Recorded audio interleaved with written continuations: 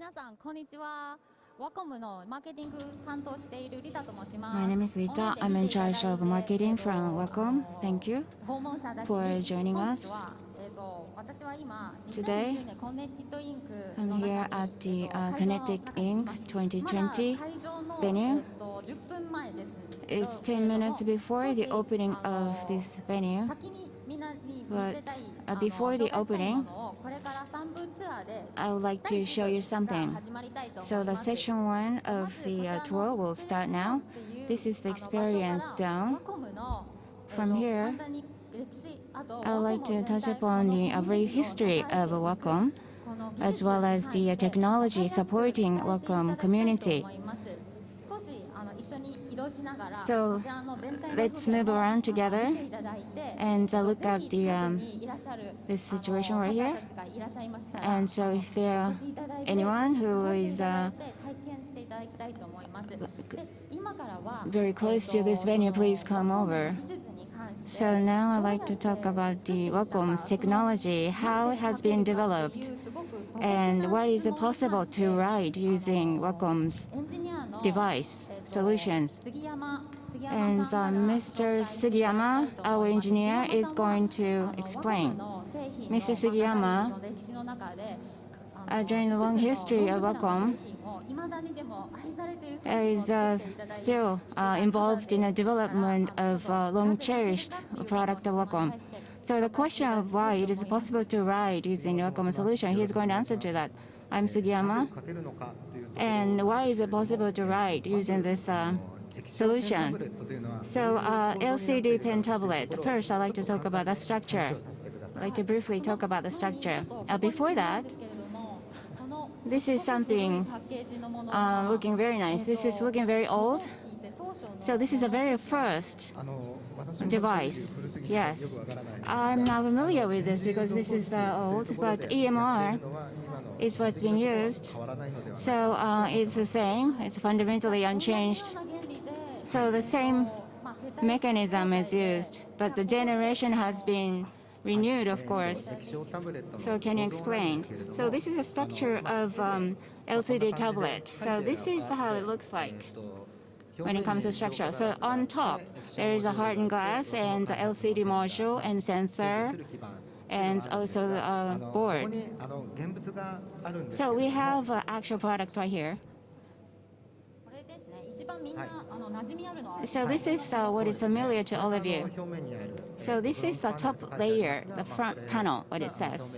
So this is what you see on the very top. And below that, this is LCD module. And so this is a sensor the Wacom developed. So this is a sensor board. And behind that, there is a board to control this layer. Yes, this is the PCB. And so how that relates to pen, so need to locate the position of the pen. So while applying electronic current, magnetic field will be generated. So if you place pen here, and the bonding will start in terms of electromagnetic field. So this is how it looks like. So bonding happens. And where that location? Well, by finding out that location, you can identify the location of the pen. And so the sensor is located. So the coordinates, well, depends on the coordinates of the pen pressure. This relevancy will be fed back to the system, and that makes it possible for the user to write. So coordinates is meaning position, right? Position of the pen. So the pen pressure. So pen pressure and coordinates, those two are the keywords, right? So you're engaged in development day in and day out. So what is the most important point for you? What is the passion for you? So not just me, but all the designers and developers, many of them, well, the position of the pen, or we call it coordinates the system, we are dedicated to improve that, as well as the characteristics of a pen pressure.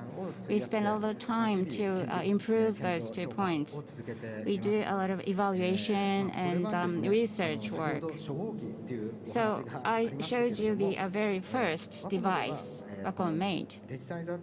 So we call it digitizer. So since we first developed pen, and so recreating the pen on paper feeling utilizing e-stylus is what we've been doing. So this is something that we've been doing since the very start of this work, and we would like to continue to do so. So coordinates and pen pressure, those are the fundamentals. So you continue to focus on those 2 points. So analog, well, pen feels or the pen on paper feel, those kind of expression is what is important, but you're going to explore diverse way of expression as well. Yes, and analog type of feeling when you use the pen or characteristics of that is something that we would like to recreate even with using those digital solutions. May I also ask questions?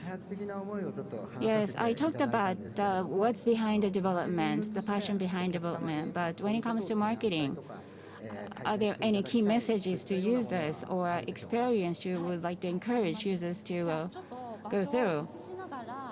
Yes, so let's move to a new location. So the marketing side come up with the many requirements, and we communicate that to engineers about why we came up with such a requirement. Well, because we are at the forefront of this communication with the users, so there's diverse users in present.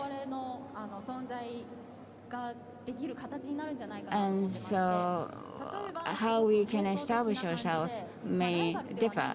So we are not rival to our customers, but we can accompany our users, co-create an art piece, or we can be closer to users and we can be attentive and provide support whenever user needs them.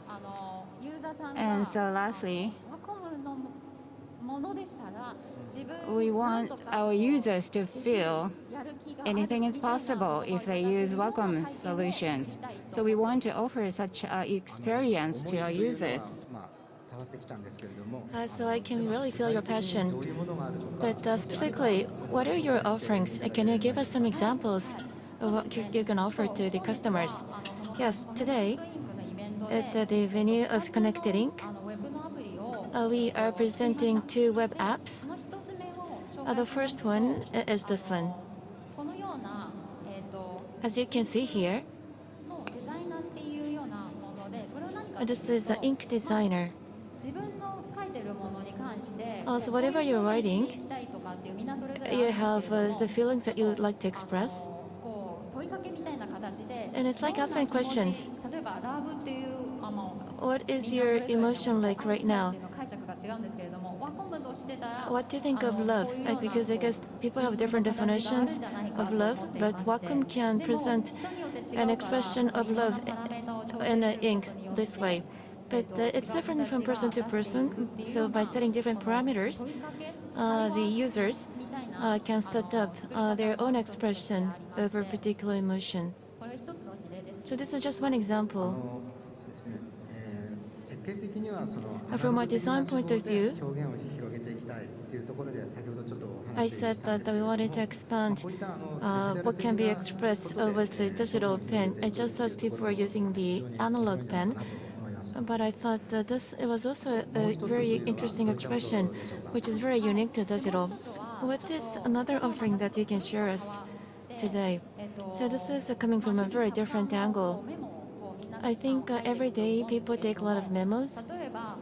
And for instance, in your memo, so let's say we are at Connected Ink today. So I will write down this memo, Connected Ink.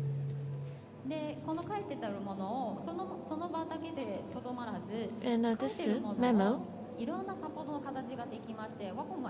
can be supported in many different ways. One thing that we're doing is, just like you see on the screen, the handwriting can be converted into a text. And the memo itself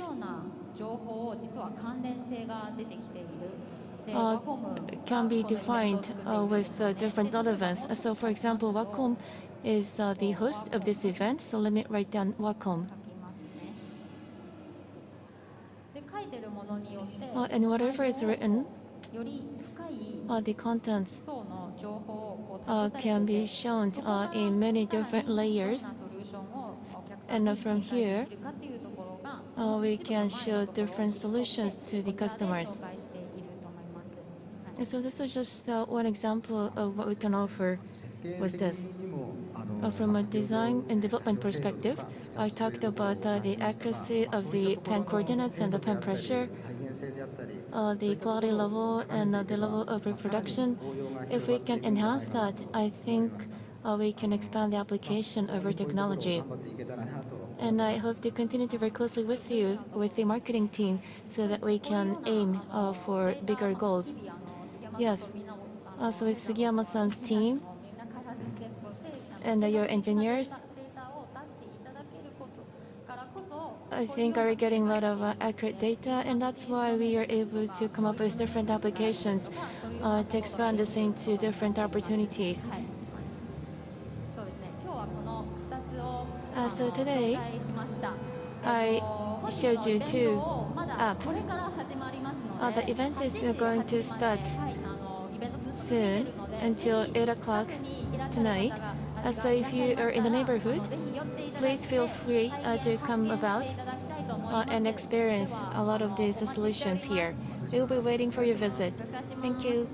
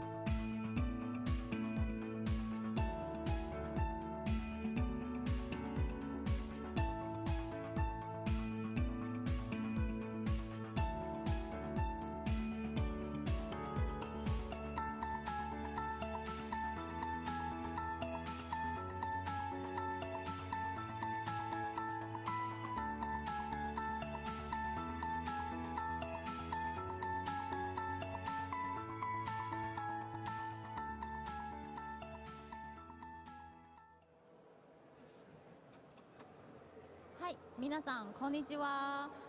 ワコムの Good マーケティン afternoon, グ ladies 担 and 当の gentlemen. リタと申 I し am ます。 Rita, in charge of 第1 marketing 号 at ご覧 Wacom. にいただいた方たち、はい、また私リタ So です。 I'm back again 今は for タイ those レ of ベ you ル who の have seen the first バー session. チャルツアーを紹介したいと So 思いま now す。 I'm doing the この second 第2部に session, 関しては inviting to メ the イさん virtual tour. パートナーさんの For メイ the さんお second 話を session, 伺いたいと思 we are います。 inviting a それ gentleman で from は our まず、 partner, メ Mui. イさんの、クリエイティブディレクターの He's the 広 creative 部さん。 director, Mr. Hirobe from Mui. どうも、レタさん、こんにちは。 Hi, こんにち Rita. は。 Good afternoon. ライブ配信ご覧の皆さん、 So こんにちは。 the ムイラボの audience 広部 at です。 the live streaming, クリエイティブディ my レクタ name ー is をしております。 Hirobe at Mui Lab. I am the ムイラ creative ボはです director ね、 at Mui Lab. テクノロジーの佇まいを美しく We are してい trying く to make というのをビジョンに technology 掲 more げて活動 beautiful. しているス That ター is トア our ップになり vision, ます。 and we are a startup company. テクノロジーの佇まいっていうのを The way technology is being used is what we are thinking about. And I know that most of you have smartphones, and with that, you are always connected to internet. And anywhere, anytime, you can get access to as much as information you'd like to have.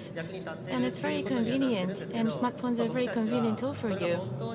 But we are questioning, is that really nice for one to carry their daily lives? So that's the concept of startup. So Wacom, the computer part, has a similar concept to your philosophy, how we are defining the relationship between technology and human. And I think we have resonance between the two companies. Today, I want to ask you what kind of exhibitions you're presenting in collaboration with Wacom. Yes, so behind us, in the booth, we've been working with you, Rita, so I know that you know about this. But we've been setting this up from yesterday. So what's your impression about our exhibition? It's hard to define what you're presenting, but from this angle, it looks like a hut or a house. Yes, that's what we're trying to present. So it's just as you are seeing this. So it's like a drawing that is drawn by a child for the first time. So we have the triangular roof and the rectangular wall. So let's see what it looks like from the other angle. So let's move on to this side.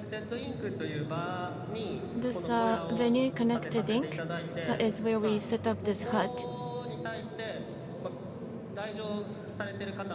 And there are visitors who can actually see this. That's important for us, but for those who cannot make it to the venue, we are actually connected online. So the emotions and the feelings of the online audiences are to be collected into this hut. So for example, we have this pillar. So last year, together with Wacom, we made a presentation in Milan. It's a concept model.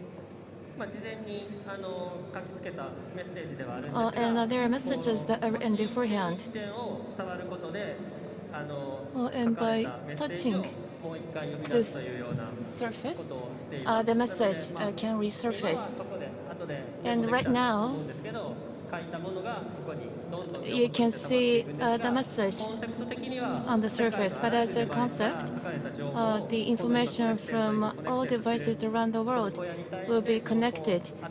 So this is like a gateway of getting access to worldwide information. So let's move on to this angle.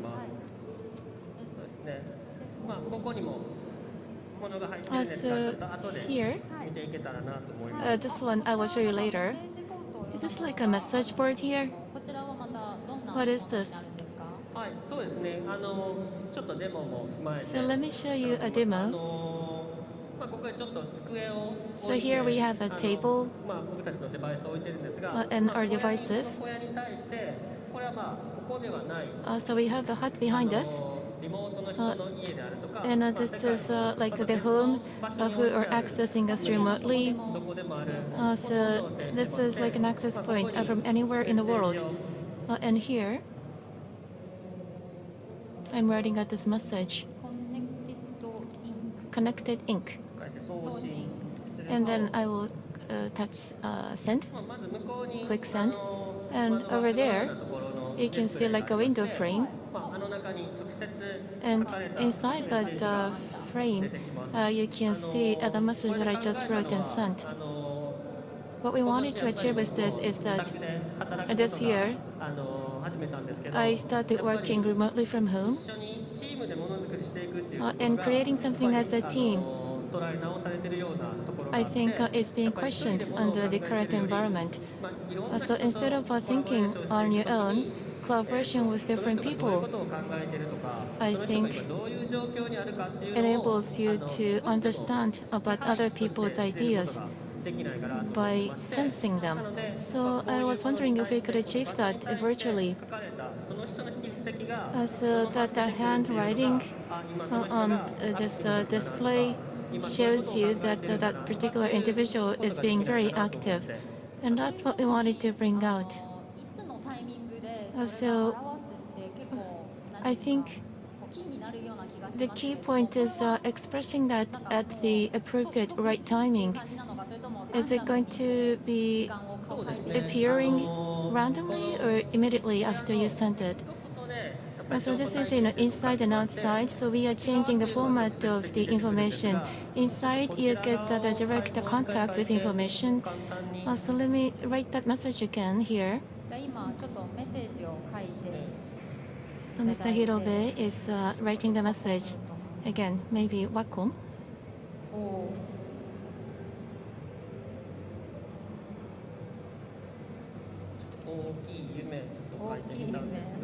So I wrote big dream. Could it appear? So we're not sure where it's going to appear. Maybe it might appear on the back side. So there is some time lag. Let me write it out again. So the message that you wrote earlier, you set it up so that it will show up immediately behind you, right? And now this new message on the outside, we have the chairs and the stools, and this is because we want people to come together to see what we are presenting. So when it appears like a star. So the first stroke will be shown symbolically so that the viewer can realize that somebody is writing out the message. So we wanted to achieve that with the device outside. So you might be talking with other people, or you might be working on your own, and that kind of a message does not disturb you. But by noticing that, this is an ambient awareness. You get that loose connection with the outside, with what other people wrote. And inside, it's more visual, and you can see the message visually and directly. So more message is written, then more message will appear. So right now, it will disappear after some time, and then it reappears as a star. And so what you wrote, it could appear there immediately, or it could appear after a while, and some more of ambient awareness is achieved. So the new way of working, what you're doing is the one way to explore what the new way of working could be. Yes. So the stroke or the handwriting and what's recorded is timing and character. In player language is used from this time. So contextualizes what the message is. So what's written, so what's associated, what's stored in the past can also be looked up to.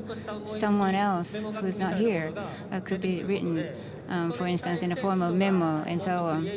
And so by looking at those, and that will give creative sparks to the writer.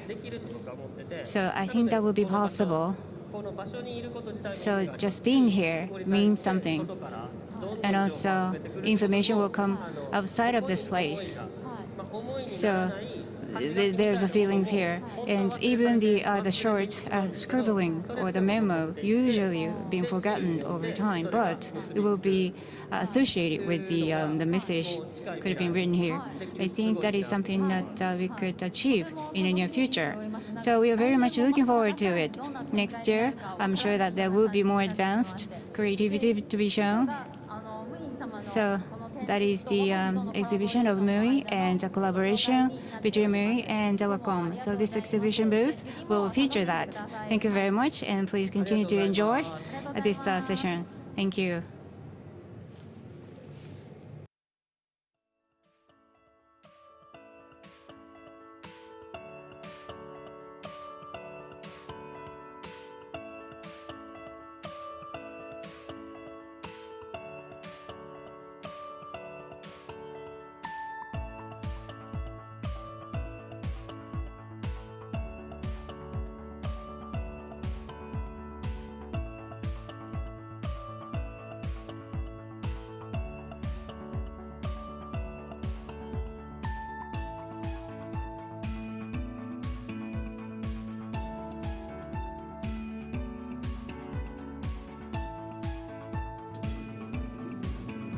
Thank you for coming to Wacom Connected Inc. 2020. At this stage, KOPPA, starting from 5 minutes after 2, Ms. Noichi Shiho of Fujitsu,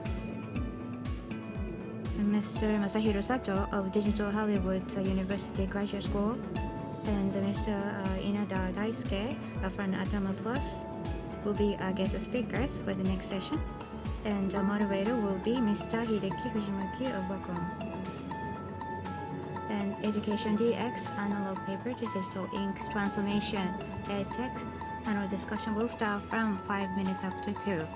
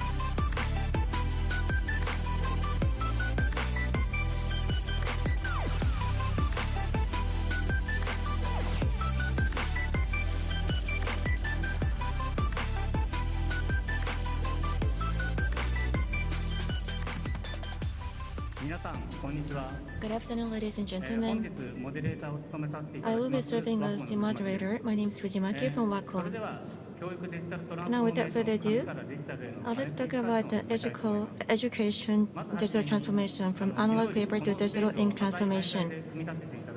So, first, I'd like to extend my appreciation to KOPPA, who have been building this stage using the wasted the timbers. As you know, Wacom has been building technology over digital pen over 37 years.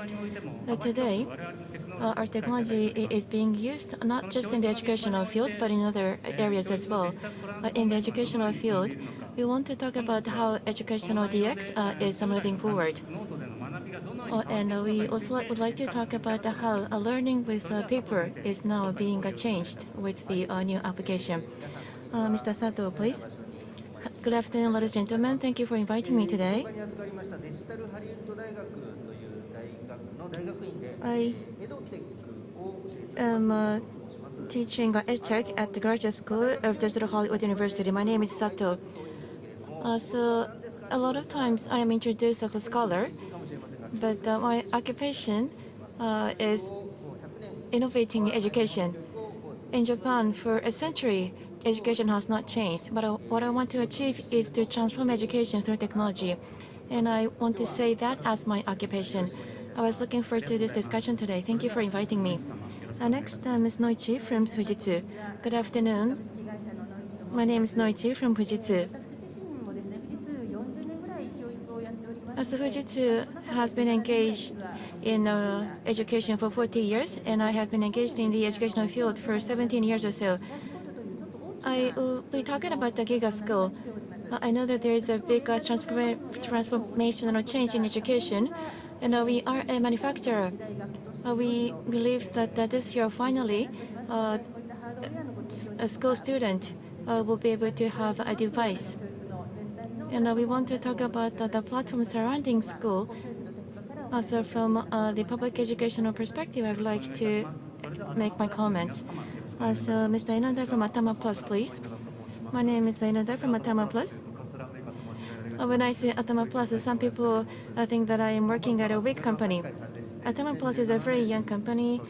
It was founded in 2017, so it's about 3.5 years. What we do is that with AI, we are trying to shorten the time that is required to acquire the basic skills. And with the excess time, we want to help people learn about how to live in the society. So we have about 150 employees. And what we do is we analyze various data, such as the level of understanding and the track record of studying, and how the trend of the mistakes, and to come up with solutions. We have provided a solution to about 2,000 classrooms of a cram school. And I think recently you were granted with the award for e-learning from the government. So let's move on to the discussion. First and foremost, in the era of Reiwa, the standard school image may have been changed to Giga School. So each student would have one device. And with the revision in the curriculum, and with the Society 5.0, to realize that digital transformation is inevitable in education.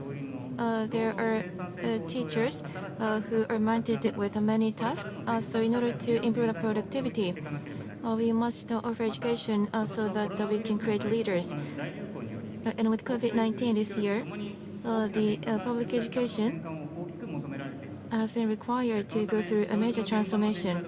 And so digitalizing education is going to be inevitable to support the future education of Japan. So with that, we have panelists who are abreast with the initiatives in EdTech. So Mr. Sato, with the digital transformation in Japan, how is the educational market in Japan changing?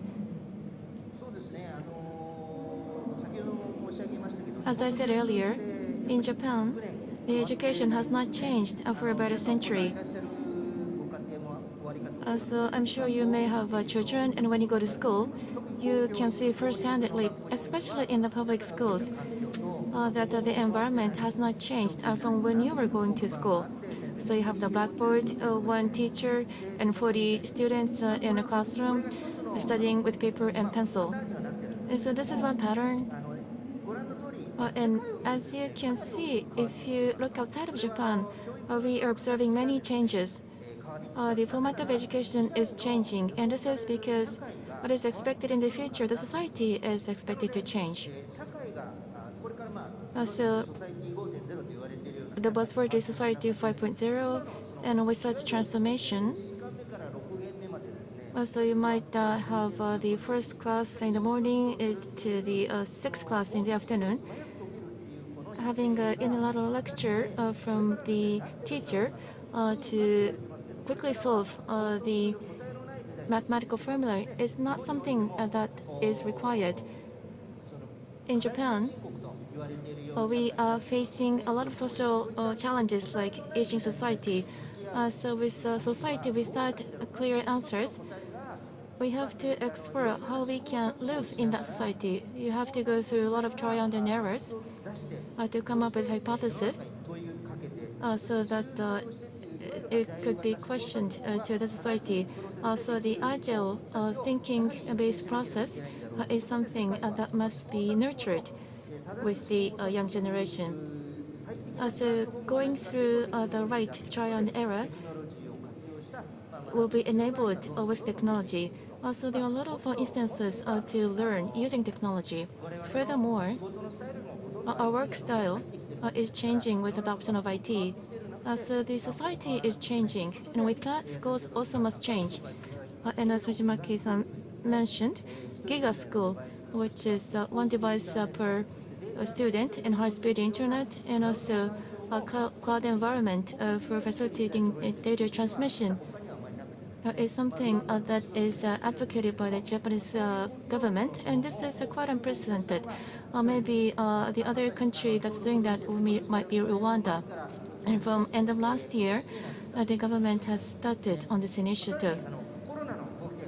And with COVID-19, that initiative is being accelerated. Next, Ms. Noichi, at Fujitsu, even prior to Giga School, you've been doing a lot of things in the field of education. With the era of Reiwa, Giga School is starting. So how do you think the public schooling is going to change through DX?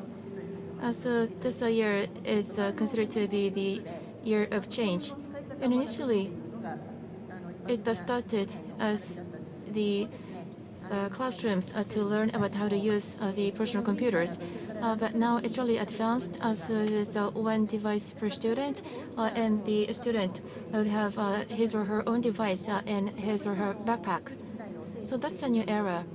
So the government is now trying to provide one device per student. I think it's going to start from April, and there might be a little bit of a confusion at the school, but how is ICT best adopted at which scene? I think that's a question that's being asked by the teachers and also the students. And as a theme, we should not leave anyone behind. So that's why every student is going to get one device.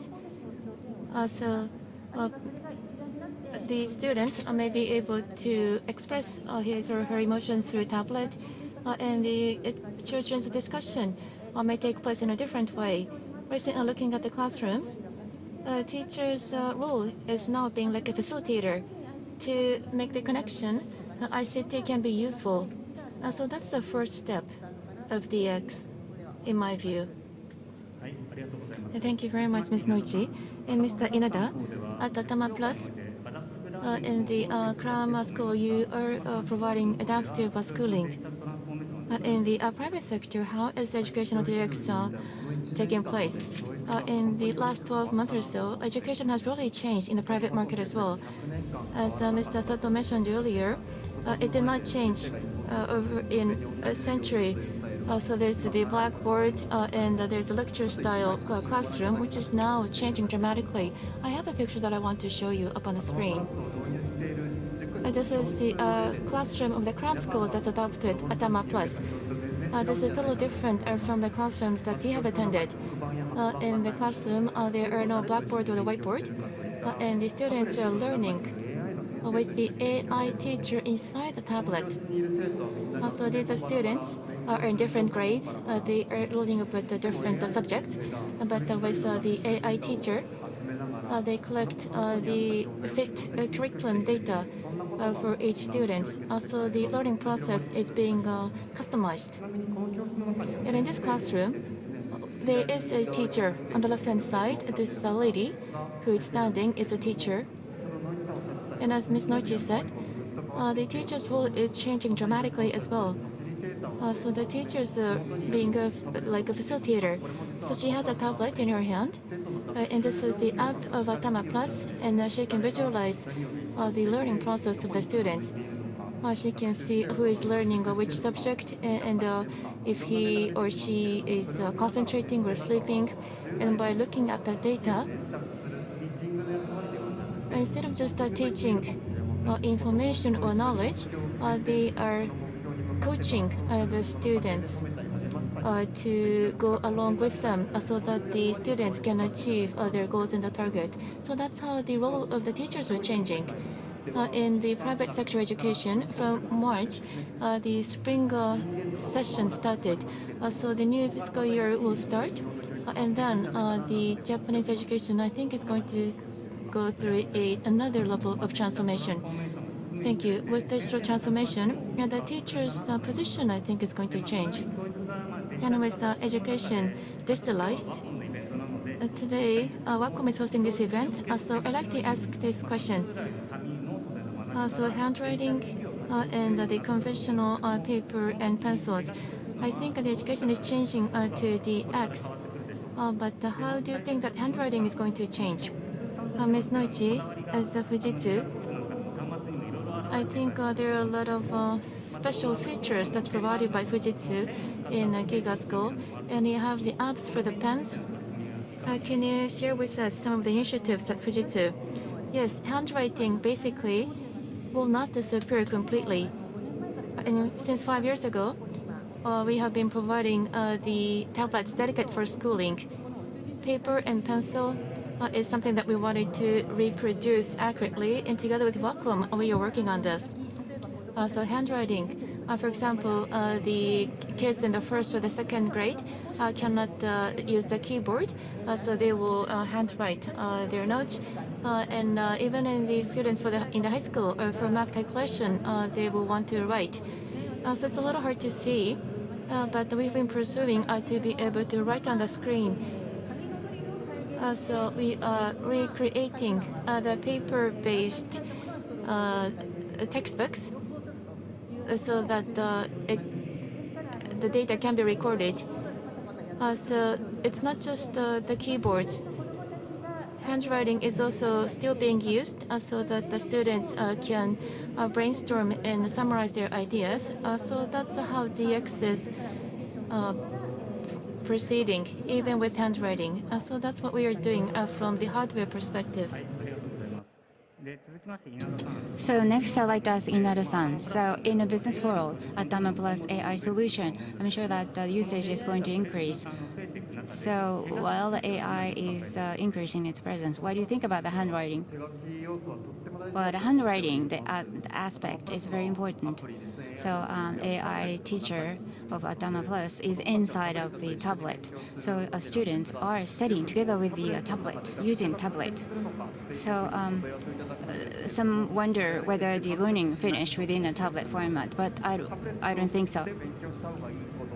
So there's something that is better learned using tablet, and there's something that is better acquired by using paper and pen. And so there's a pros and cons in both solutions. So in our case, our product, so for those who are studying the math, so the program should be appear on tablet. Personalized question can be appear on the screen, but answers, well, the answers can be written using the tablet. But using the paper to calculate, trial calculation, Well, rather than doing all in memory, I think it's done better when the students write it down on a piece of paper. So when our solution is used at the cram school and preparatory school, I always encourage not just prepare the tablet, but also prepare paper and pen. And so students are looking at the videos, but while viewing the video, they should take in notes using pen and paper. And so a role of a teacher is also encouraging students to optimize use of paper and pen and writing something they noticed. So there is a role of a pen and pencil and handwriting remain intact. Thank you. And so public schooling, well, although the digitization and advancing handwriting, significance of that will remain. So Mr. Sato, so tablet pen is now also going digital, making advancement. And so what is the importance of handwriting in a digital world?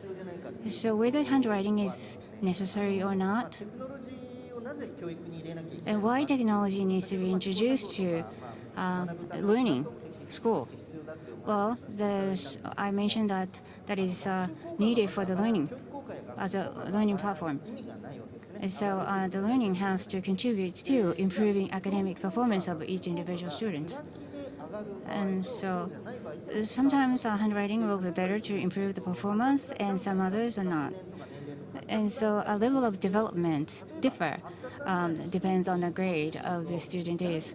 And so if you look at the different stage of development of children, and handwriting is also very much contributes to improving personal academic achievement. And so when it comes to learning outcome, introducing digital all of a sudden it's not going to be bear the best results. So the importance of handwriting based learning will remain. So the interface between students and paper and pen shouldn't be changed. But on the backside of that, the digital can be introduced, and I think that is a strength of Wacom. So we have prepared 10 minutes video, so allow me to play.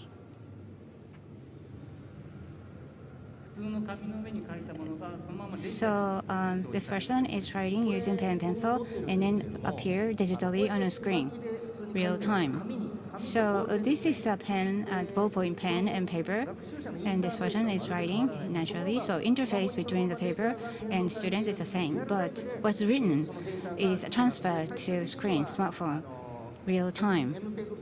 MPEG-4, it will be transferred to that MPEG-4 format.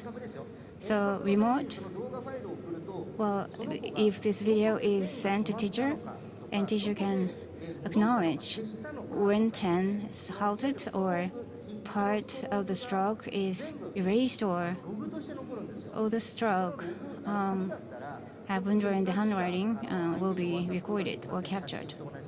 So if it's only the snapshot, it is going to be the same as taking pictures. But the stroke made by this user and everything will be captured, so that will contribute positively to learning outcome.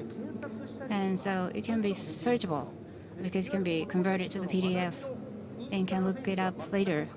So the interface between the writing solutions and the students be the same, but after completing this writing, an analysis can be carried out. So the interface remains the same, but at the same time, data can be accumulated and data can be analyzed for the betterment of learning outcome. So not 100% digital, but analog and digital, and is the way to go when it comes to learning. So the major challenge when it comes to educational digital transformation, because the one who are evaluating is the one who received traditional way of teaching. So stereotyping, or the preconceived idea, is instilled in those evaluators, and so they may not be catch up with the most advanced way of evaluation. So if there are shown this kind of proof data, and then those teachers will be able to realize the benefit of digital transformation, regardless of the preconceived idea they have. The future of education. Well, educational digital transformation here in Japan is lagging behind when you compare it to the rest of the world. So how the Japanese education should be in the future? Although this is a grand question, could you share your views? Inada-san, please. Yes, I've witnessed different way of education in different parts of the world. So when it comes to digital education DX here in Japan, Japan is lagging behind. That's what I thought. But also, because I'm working very hard at Atama Plus, and the public school is now trying to introduce digitalization. So for the past 1 to 2 years, education environment have changed a lot. So if we could continue with this effort for next 1 or 2 years, we could be educational DX major countries. But the problem will be the preconceived idea prevalent among adults. Students do not have that. Young children are open to newness and creativity. So I hope that will contribute to the advancement of the educational DX. And Noji-san, please. Yes, I also agree with the Sato-san, Inada-san. So the place for learning differ. For instance, cram school, and public school, or private school, or home. So there's no barriers. So whenever students or the children wanted to learn, they can do so. So we would like to create an environment where we could help facilitate the desire of children to learn. So that's what I would like to see via this DX, education DX. So the school children who would like to mature enough to start their own business is something that we could also look forward to. And so kind of digital transformation we can bring about in the near future. So that is something I'm very much looking forward to see. So the children are the future, and so we are determined to make something good for their future. And Mr. Sato, please. National government, well, for the next fiscal year, they are considering a new initiative after GIGA School. High school also one tablet for one student is being conceived. So digital agency is also under consideration at the moment. So all the relevant parties or authorities are going to be involved. So what we call this study log, a standardization of study log is something that they are trying to achieve. So GIGA School was what's been promoted in the past. That was the initiative focusing on the hardware side. So if you could see a rise of a structure which doesn't only focus on the hardware, but also on software, I think Japan could be a major state, country in educational DX. So maybe the adults are the ones who are stopping this trajectory or the direction. So we should be able to support the implementation of this kind of idea into society gradually. Lastly, I would like to thank all the guest speakers for their contribution. So digital transformation is advancing in education, but still the handwriting is very important. That's what Wacom feels. And of course, the current digital transformation is not perfect. So technology should be combined together so that we can optimize the benefit of that. The connected ink could play a role in this regard. Thank you very much for your contribution today.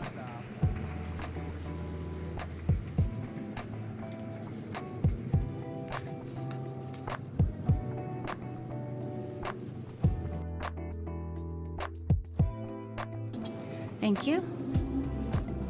This concludes this session. At KOPPA, next session will start from 2:55. Guest speaker will be Mr. Ito Tamatsu, architect, and Mr. Oki Kazunari, from Mui Lab, Theo, and topic for the next session is what is calm coexistence between people, nature, goods, and technology. Please continue to enjoy. Welcome Connected in 2020.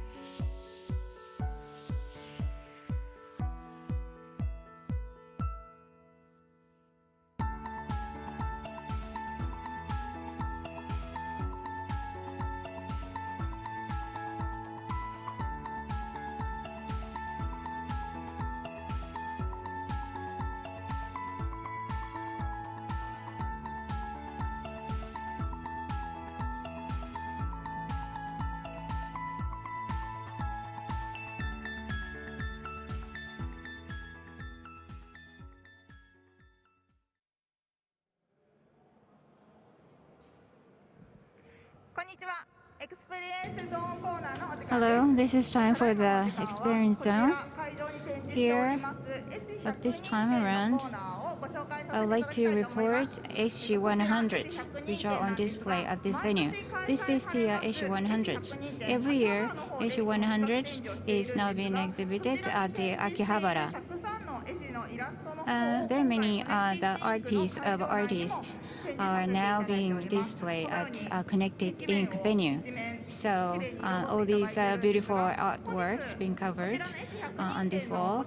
And so the person in charge of SG100, Mr. Ishizuka, is now here with us. Ishizuka-san, please. Nice to meet you all. So today, well, you are here at the Connected Ink venue. It's very big. So I think the atmosphere of this exhibition is a bit different from the last year. Well, this is a very good, nice place, and high ceilings and a wide space. So I think everyone can enjoy viewing those beautiful artworks. So AC100. So what is the passion behind? So this is AC100. Is those the artists who are at the most forefront of the pop culture, illustrators and anime artists, those creators, 100 of them. They make this kind of art piece based upon one single concept. It's from 2011. We're having this kind of exhibition every year. So this is the 10th of such AC100 project. So not just in Tokyo, but Osaka and Vietnam were some of the places we organized this event in the past. So if you look at illustrations, well, there are many artists using digital solutions to draw such drawings.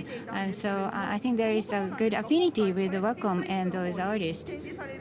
So what made you decide to display such work at the Connected Ink event? So Mr. Ide, CEO and President of Wacom, I know him, so we were just talking, and then he just came up during our conversation to do this kind of collaborative work. I think this is the excellent collaboration, and so all the Wacom staff are also pleased to see this. So let's go around the venue and take a look at some of the works.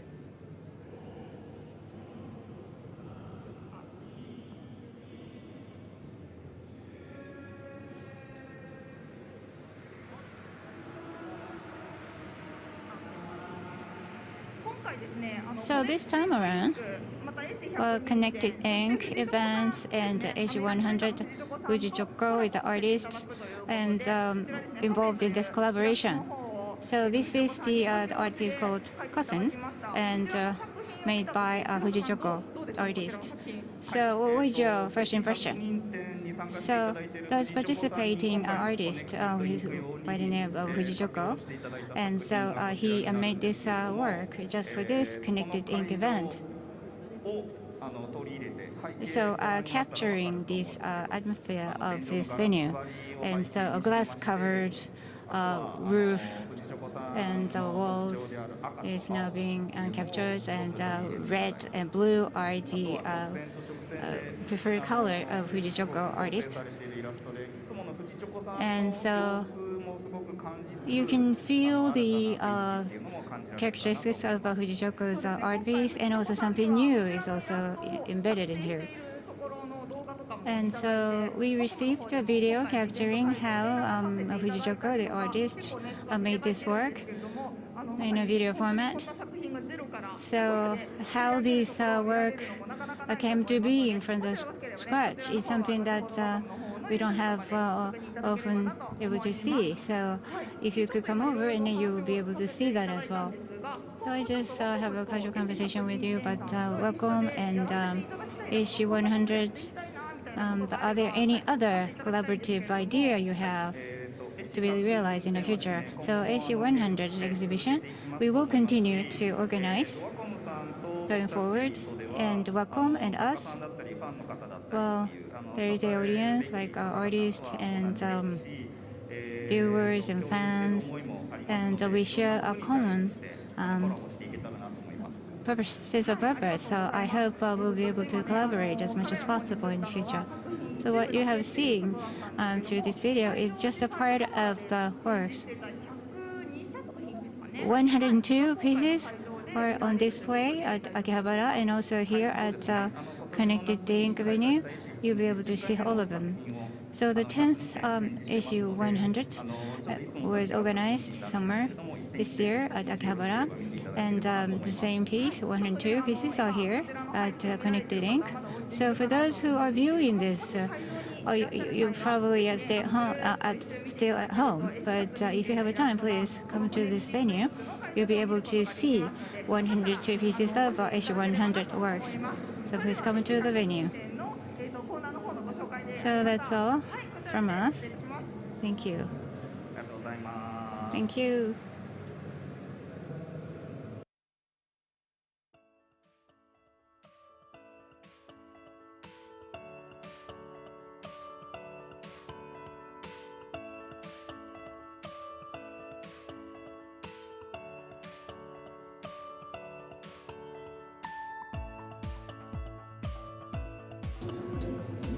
Thank you very much for joining us at Connected Inc. 2020, hosted by WACO. Next, at this stage KOPPA from 2:55, we have Mr. Tamotsu Ito from the design house, Ito Tamotsu, and also Mr. Kazunori Oki, the CEO of Moela, and the session will be moderated by Mr. Obutaka Ide from Wacom. The talk session is titled People, Nature, Goods and Technology, What is Calm Coexistence? Please be patient before we start the session.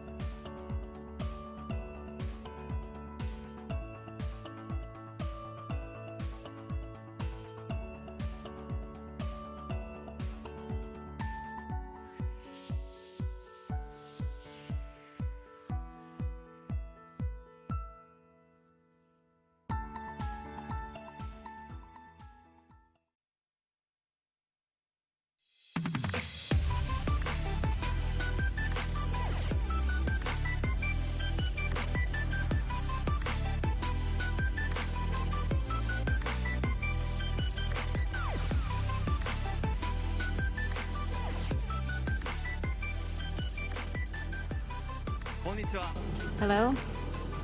再びコッパの上から Once again from KOPPA. 友の井出です。よろしくお願いします。 I'm Ide from Wacom. はい、このセッションはですね、 So this session, 2人ゲストをお招きして we have two guests コッパステージの上からです at ね、 KOPPA stage, 自然 people, テクノロジー nature, どうい technology. った距離でですね、この3つをですね、 Well, 調和させることが how we can harmonize そういった議論 them をですね、ちょっとトーク is the topic for this session's それではですね、ちょっとゲストをお呼びしたいと思うん discussion. です So I'd like to invite まずはですね、 this session's guest. このコッパステージ First of の all, 企画設計をしているですね、 planning design 建築家の伊藤さん of this KOPPA stage, Mr. Ito, architect. 自らが設計した舞台に And so, ありがとうございます。 walking on top of the stage, he personally designed and planned.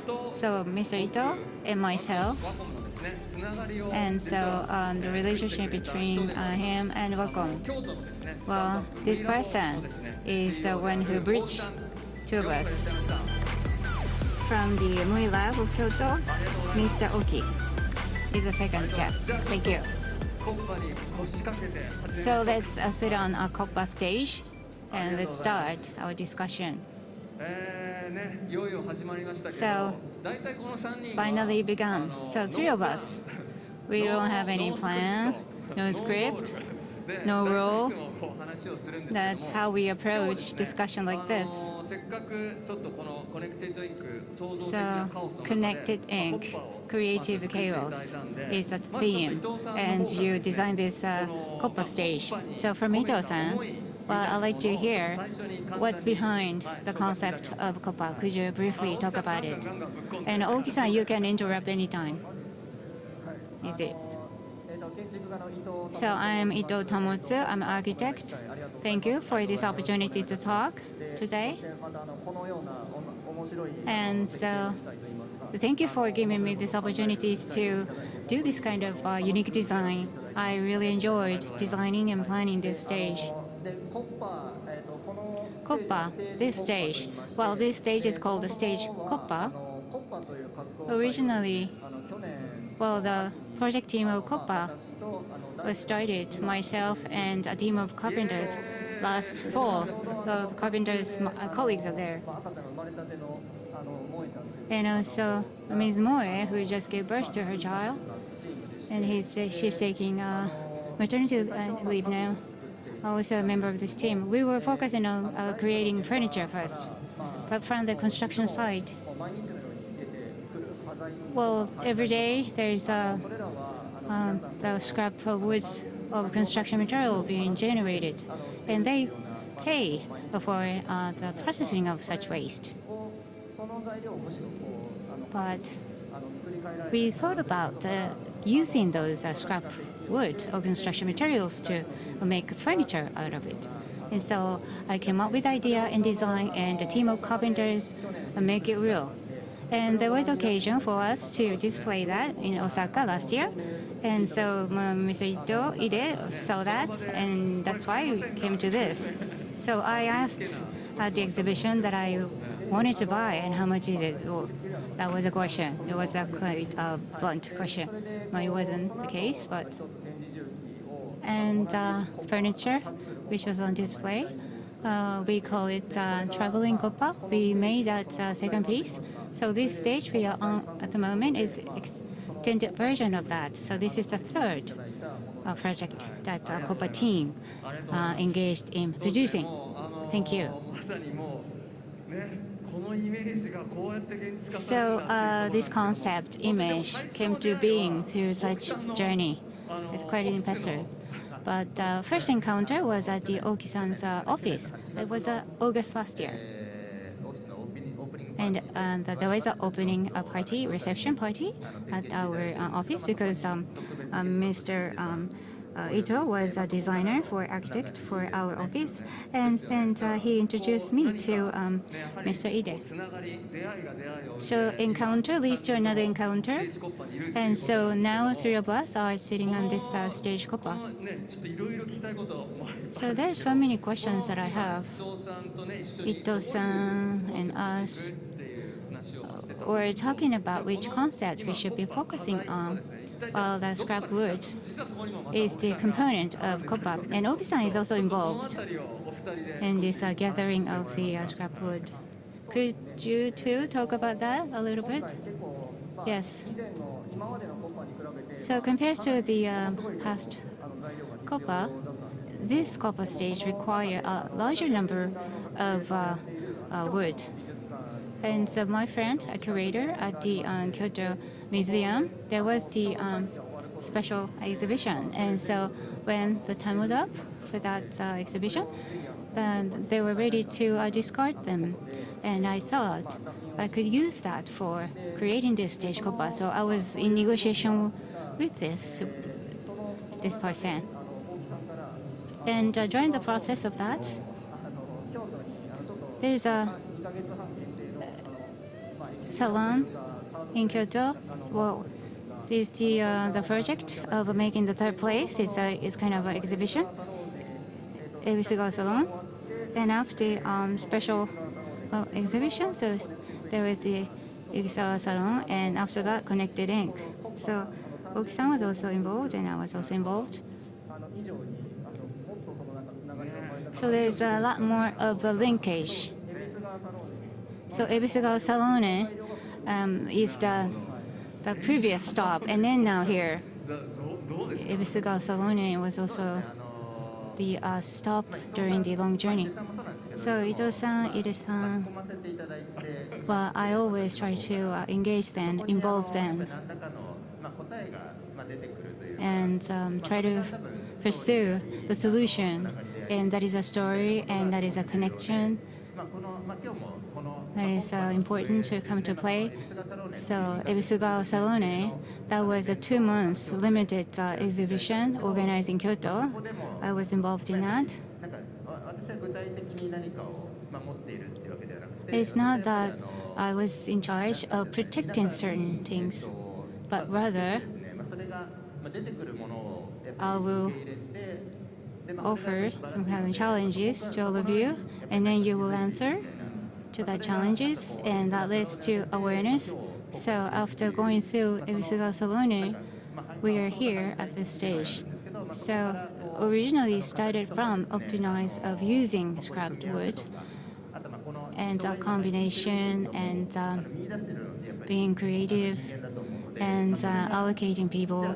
I think that is all the work of people, and also how this will move forward, which direction, and what will be the next development is also what I'm looking forward to see. This stage, and so all these pieces of scrap wood do have a trajectory or the history, and Kyoto Museum of Modern Art, it has a history, and Ebisugawa Salone, the exhibition, I also visited several times. So I never thought those pieces are used to make this kind of KOPPA stage. So experience and environmental atmosphere made this possible. It was just a scrap wood, or it was the wooden floor, or furniture, or chair. And these pieces of scrap wood also went through this long journey. So it's an incarnation in a way. It's a flow. So changes in shape is something we see positive. Depends on the situation. What kind of design that I can come out with is what I focus most. And so the quality of the location of Ebisugawa Salone and the atmosphere and the feelings of a Connected Ink is something that I focus on. The previous event is more calm way of expressing words, but now this Connected Ink is more vivid. But it's very cool. That's the first impression I received by looking at this. So Ebisugawa Salone was a previous exhibition, and now that's innovative ink KOPPA. So I have this image of existence of multiple pieces in it. And so display of furniture is something that I have also made at a previous event using scrap wood and construction material waste. But even if I do so, ultimately this will be discarded. But if I made it into furniture, and that will remain. So it's not just a fixture, but it could be regarded as a furniture, and that will remain, doesn't have to be discarded. So traveling is a concept that I got when I tried to work up this KOPPA image, and the height is differ if you compare different pieces. And so some piece may be used as a table, and sometimes can be used as a chair. So that's what it is. And Oki-san said that too earlier. So define the purpose and moving forward towards that goal. That is not your style. That is not your style. 99.9% is wondering where to go. That's my approach. So the story of encounter is the same. So at Mui Lab, it's behind this wall. Can you show the Mui Lab work? Yes. This hut? Could you explain a little bit about this? Yeah, well, software is our foundation, but also we develop hardware as well. Collaboration with Wacom is something that we've involved. So AC100 exhibition is one thing, and also there's a display of various technologies at this venue. So the concept of third place is what I have embedded here. It's a workplace and also the personal place, and how digital technology being used is also the key. And so ukiyo-e type of painting that you see at the 100 Asia's exhibition. So the trajectory or the track record of the wandering, mindfulness, wandering is what I often use as a term of my expression. So try to explore yourself, and finger, pen, that's what's beyond the self-exploration. And how can I pick up all this? That is a grand theme we often mention when I talk with Ida-san. So even if it's digital, things will be erased, or things which is trivial, even such a trivial things in a digital format can be collected or gathered. It's just a prototype. If we want to refine this further, but it could be Mui or it could be Wacom within a Wacom's ecosystem. The memory to be erased can be captured as a star at this place, scattered using this place. So this hut will be delivered to Wacom's headquarters. So the people who are working at the Wacom headquarters can feel the value that we provide. Not just collecting what's been finished or finalized, but the journey before reaching the finalization should be visited. Mind wandering with memories or the passion. All these fragmented feelings are to be gathered at the hut, and that can be power. Welcome. That concept is here. Well, doing something productive or doing something efficient, that's not the purpose of this place. So wandering or the piece of memory, it may be erased because of the negative feelings, but the fragment of that are to be gathered here. That trajectory itself offered as a value. It's not that we want to find a meanings with a limited minimum time possible, but rather identify trajectory. That's right. I myself am a business owner, and currently, I think the purpose of coming together to an office is becoming abstract. So not just for the creative work, but for productivity. I think the essence of working is to think and also to do the work. So you find the idea, and it starts from something very small. Or from a very casual conversation, which cannot be done online. So just having a casual conversation is something that is very material that cannot be done online. So something rough and crude, or maybe when you're driving, a little pebble hits your window, and that's the catalyst of a new idea. So I wanted to create something like that. I see.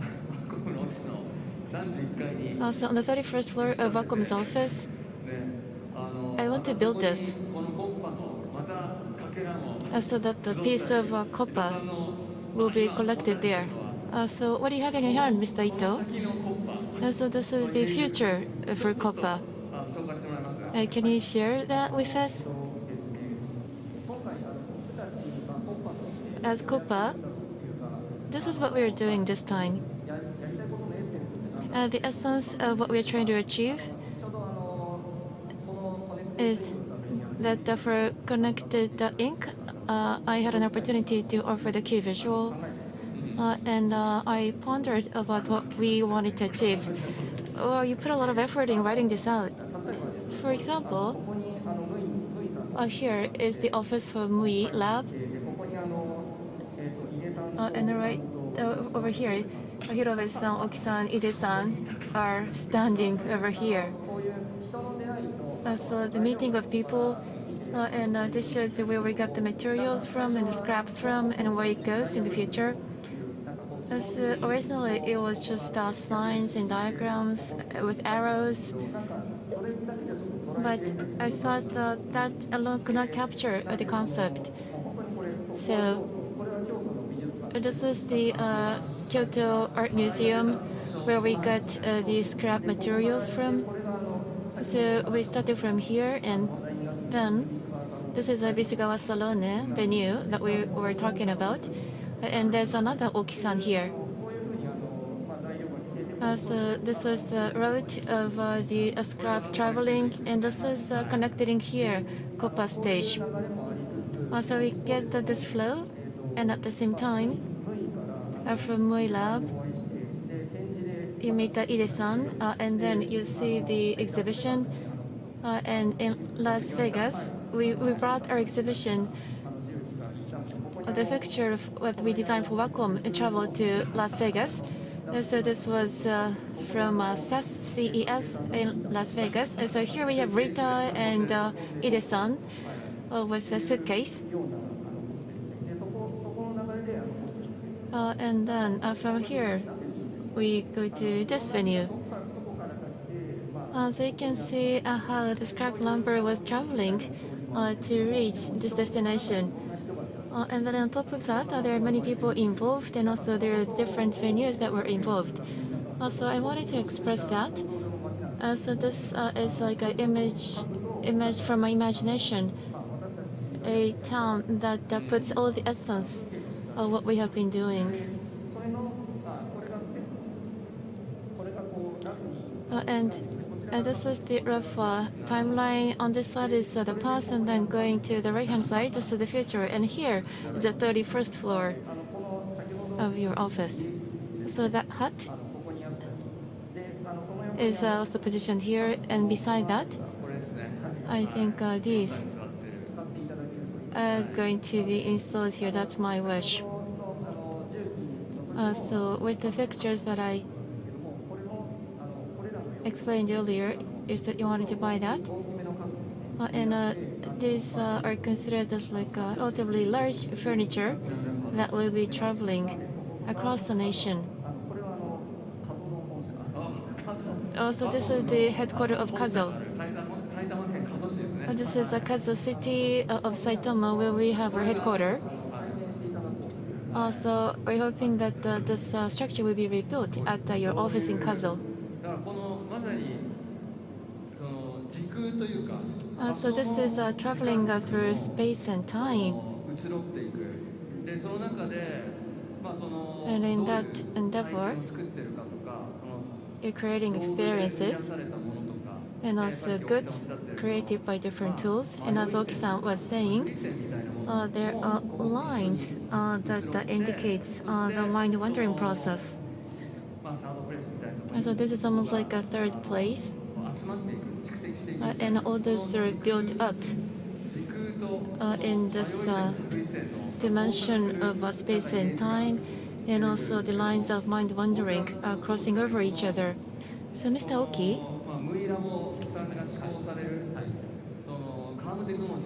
what is the COM technology that MUI is pursuing? Can you talk from that perspective? So the world that you see visually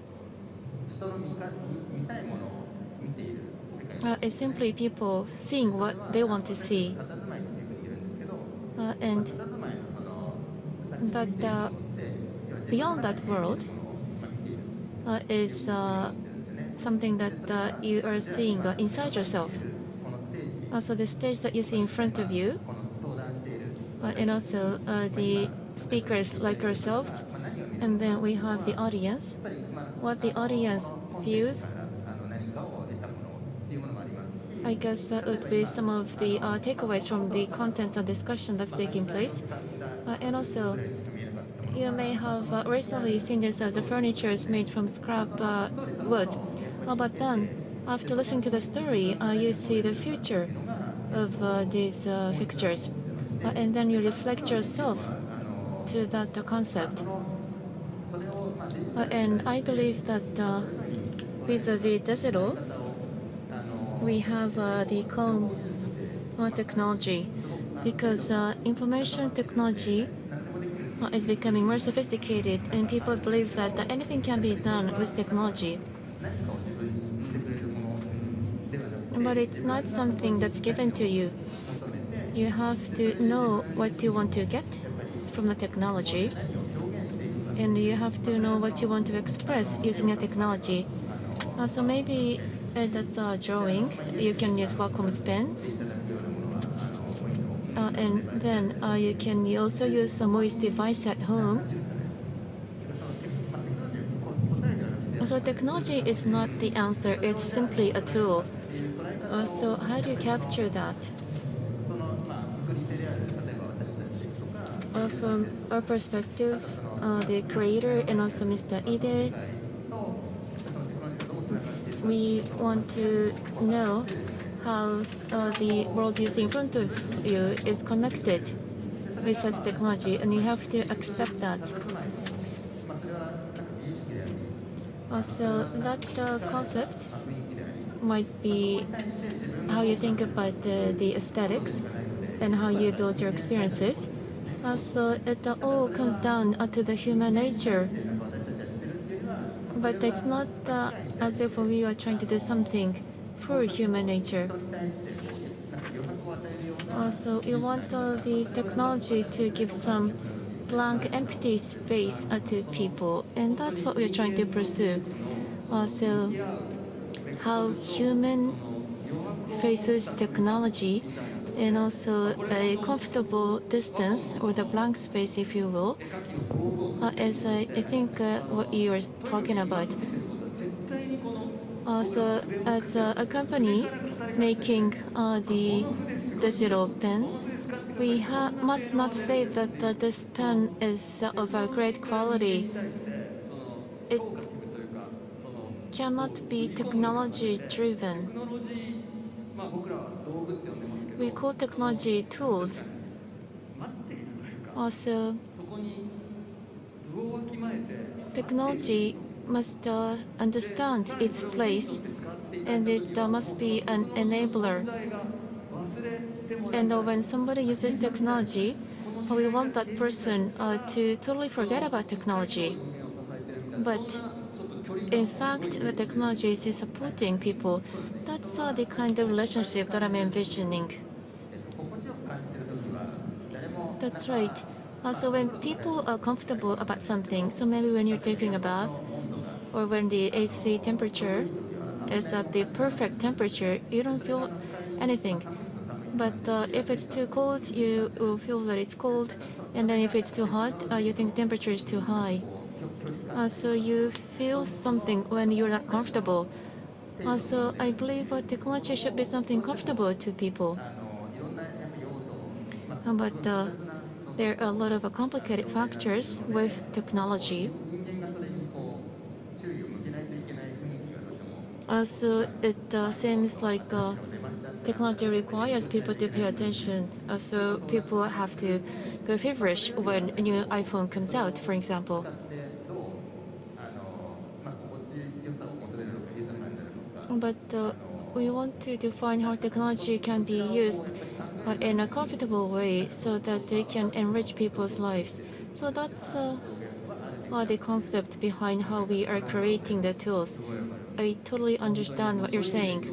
So in that sense, Mr. Ito, 求めに入るんですけど if I may try to summarize この our discussion, やっぱりその作っているプロセスを見 the て process of building KOPPA, when I see that, あと the その匂い sound この and the ク smell ズの匂いみたいなすごい of the scrap も and the pieces of the wood, う画面越しに見るとかじゃなくて本当にフィジカルに no, it's not seeing it online via the screen. It's physically being in that place to feel that. 様子だとか The way の匂いみたいなこうい the った creators were creating the stages and the smell of the woods, 来たなっていうのは I think those are truly important 最後ここに as 落ちてくるなっていう person involved in making tools. And I think it all falls down to that. The physical elements, I believe in the architect and construction world, with a lot of digitalization, the physical element, like the smell of the scrapbooks and the carpenters are saying things, and the wood not being straight. And these may be left behind with digitalization. And I think you talked about the empty space or the blank space. Because if you don't pay attention, those blank spaces may be lost. So the physical elements like the smell of the wood is something that appeals to your five senses.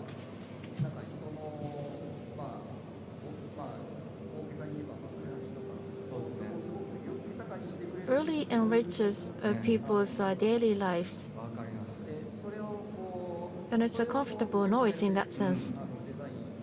And I want to create designs that can accept 本 that. 当にテクノロジー人 It's so 距 true. 離感余白 So I always think about the people, technology, the blank spaces, the physical substances.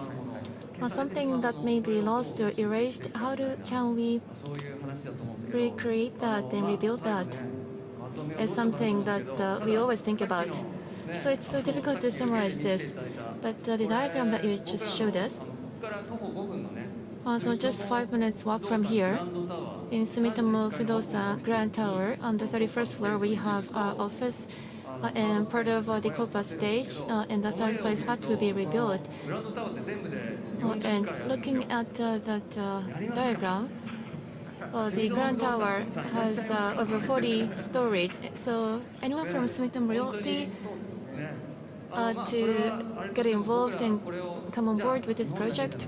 今本当に話してるじゃあ So maybe we can go outside of Japan. オフィスにこれを Qualcomm has an office in Düsseldorf, and we can export that to our office in Düsseldorf or Portland, even with physical distance. と人の距離 I believe the distance between technology and the human, 集積していく and that piece of important element can be accumulated to create great experiences. Yes. And on top of that, I was talking with Ide-san earlier. I said that anything can be customized. And so if you want to make a hole in a fixture, or if you want to change the color, let us know any requests that you may have. So, are you going to host this event next year? So, is this going to come back next year? Yes, so this stage KOPPA is going to travel to various places, and this will come back to this venue. And the third place hut that we are building together with Milab will exist on the 31st floor of our office, but it could also exist in different areas. So, even if it's not physically there, we can feel it. So how many huts should we build, Oki-san? We can go into mass production if you like. Also, we want to explore different things to go through a journey of various experiences. Thank you. This is how I would like to wrap up. We may not have reached any conclusion, but this is always how we talk. Technology, people, and the distance, and the relationship between the two was the topic today. Thank you very much. I was wondering if the simultaneous session was okay with such a free discussion style. Thank you very much for your attention. And thank you to Team KOPPA. This was a great achievement. Thank you.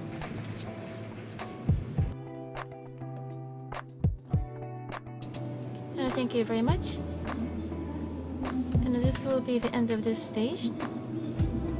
On this stage KOPPA from 3:55, we will have Samson, Jason Lee, and also from Celsius, Tetsuya Kobayashi, and from Wacom, Yano Koji. We'll be talking about digital drawing on Android devices. We hope that you will be coming back for that session as well. Please enjoy Wacom Connected in 2020. Thank you.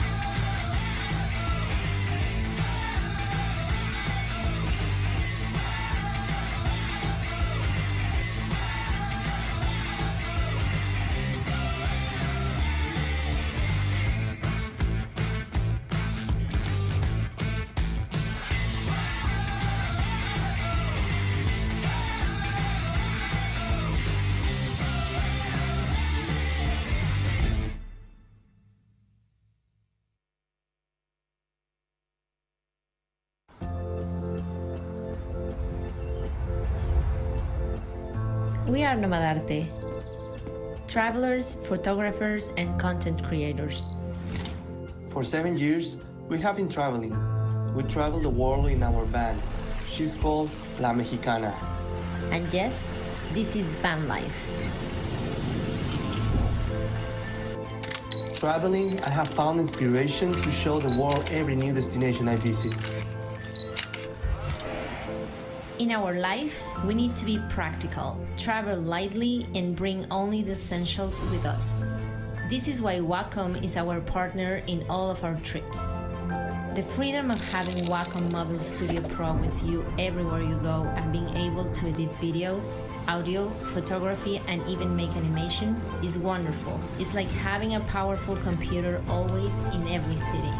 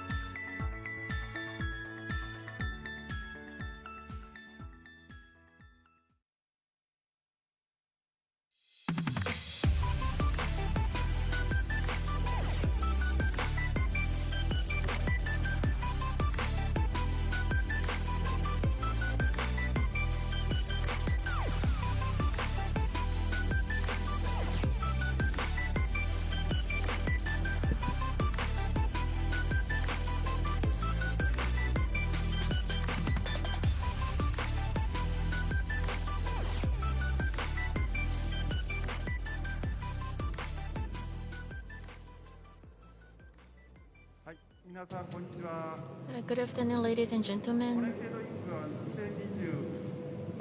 We are at Connected in 2020 from KOPPA stage. Today, this topic is digital drawing experience on Android. So this will be the theme of the discussion. This year in August, Samsung Electronics from Korea launched the new Galaxy series and the tablet for the first time as an Android device, and also just limited it to the Galaxy series. The Clip Studio Paint for Galaxy, a drawing app, started to be provided. And today, we are going to invite Samsung Electronics, Celsius, and also Wacom, who have been involved in this project. So we have three gentlemen as guest speakers on this topic today.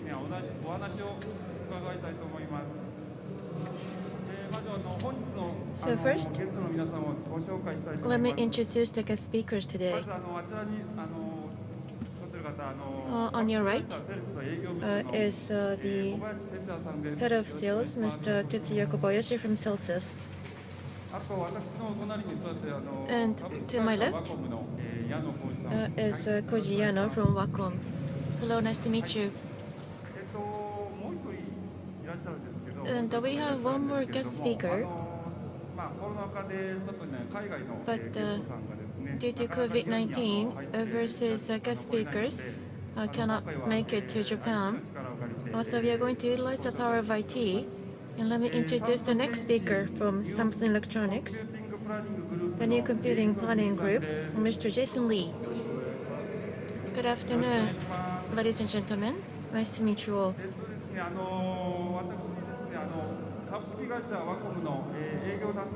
I am in charge of sales. My name is Hyun Park from Wacom.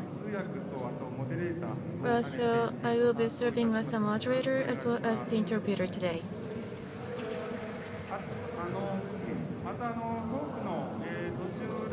And during this session, the webcomic studio from Korea will be connected online to show you the Galaxy Tablet 7, the Android tablet.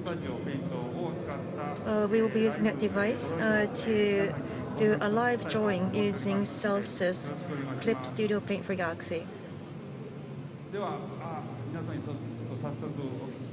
So this is my first question to the guest speakers.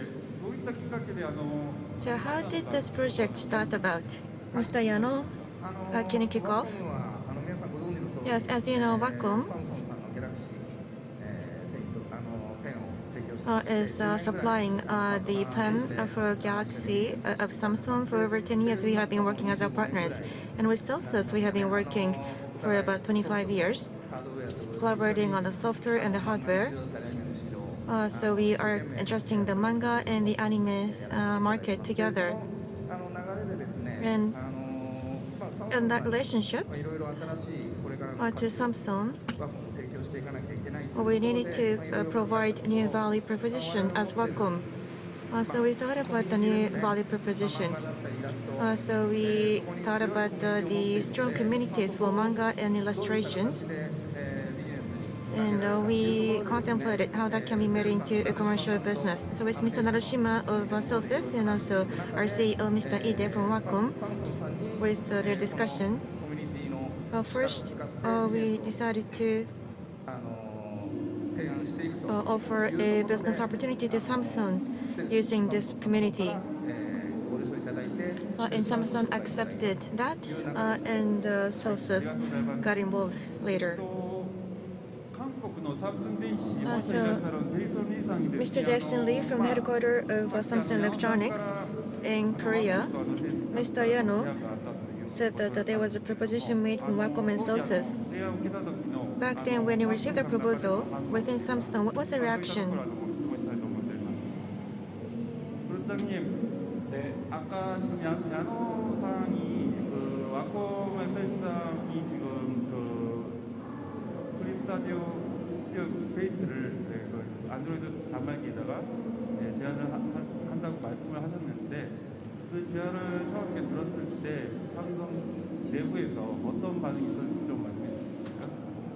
네, 제가 그 와콤과 셀시스를 처음 뵙은 이제 올해 초에 CES 때 만나 뵀는데 와콤의 소개로 셀시스 분들 만나 뵙고 클릭스튜디오 페인트를 안드로이드 앱으로 개발하고 있다는 걸 처음 알았고 그리고 그때 이제 삼성 태블릿 신모델에 탑재를 꼭 해보자는 제안을 해주셨는데 그동안 사실 저희가 프리미엄 태블릿용으로 애타게 찾던 전문 드로잉 앱을 드디어 발견했구나 해서 너무 기뻤고 또 삼성이 이제 시장에 선보일 제대로 된 최고의 갤럭시 탭 제품에 취에 맞춰서 같이 파트너십을 할 수 있다는 그런 기회를 갖게 돼서 개인적으로 정말 흥분이 됐었습니다. 안드로이드 태블릿 시장에 뭐 좋은 제품을 내놓는다 하더라도 쓸만한 유용한 전문 소프트웨어 앱들이 많이 부족해서 소비자들이 좀 아쉬움이 많으셨는데 이런 것들은 단기간에 해결은 안 되거든요. 근데 그런 중에 시의적절하게 클립 스튜디오 페인트와 같은 훌륭한 앱을 만나게 돼서 행운이라고 생각했고 정말 타이트한 그 신제품 출시 시점에도 불구하고 양사가 힘을 모아서 정말 결과적으로 훌륭한 성과를 같이 만들 수 있었던 것 같습니다. 네, 감사합니다.今年 1月 아메리카 So in January this year, the CES held in the US. Through the introduction from Wacom, we met the personnel from Celsius, and Clip Studio Paint was being developed for Android device. So when we heard about that, we got the proposal to install that into the new Samsung device. Until then, Samsung did not have a good drawing app that was suitable for our high-quality device. And with this proposition, we thought this was what we were looking for, and I was really excited. Samsung's Galaxy tablet of the highest premium, we were able to meet that deadline, and we were very happy that we were able to collaborate on that front. In the Android tablet, the hardware or the device is great, but it was hard to find a great app that's suitable for this high-quality device. And that was a lot of feedback coming from the consumers. So on that note, Samsung were not able to develop something over a short period. So they were trying to find a solution. But at a very good timing, Clip Studio Paint was proposed, and it was a great encounter for Samsung. It was lucky for Samsung to be able to have that opportunity. And with a very tight schedule, the two companies worked together to create synergy to meet the deadline of developing the app over a short period.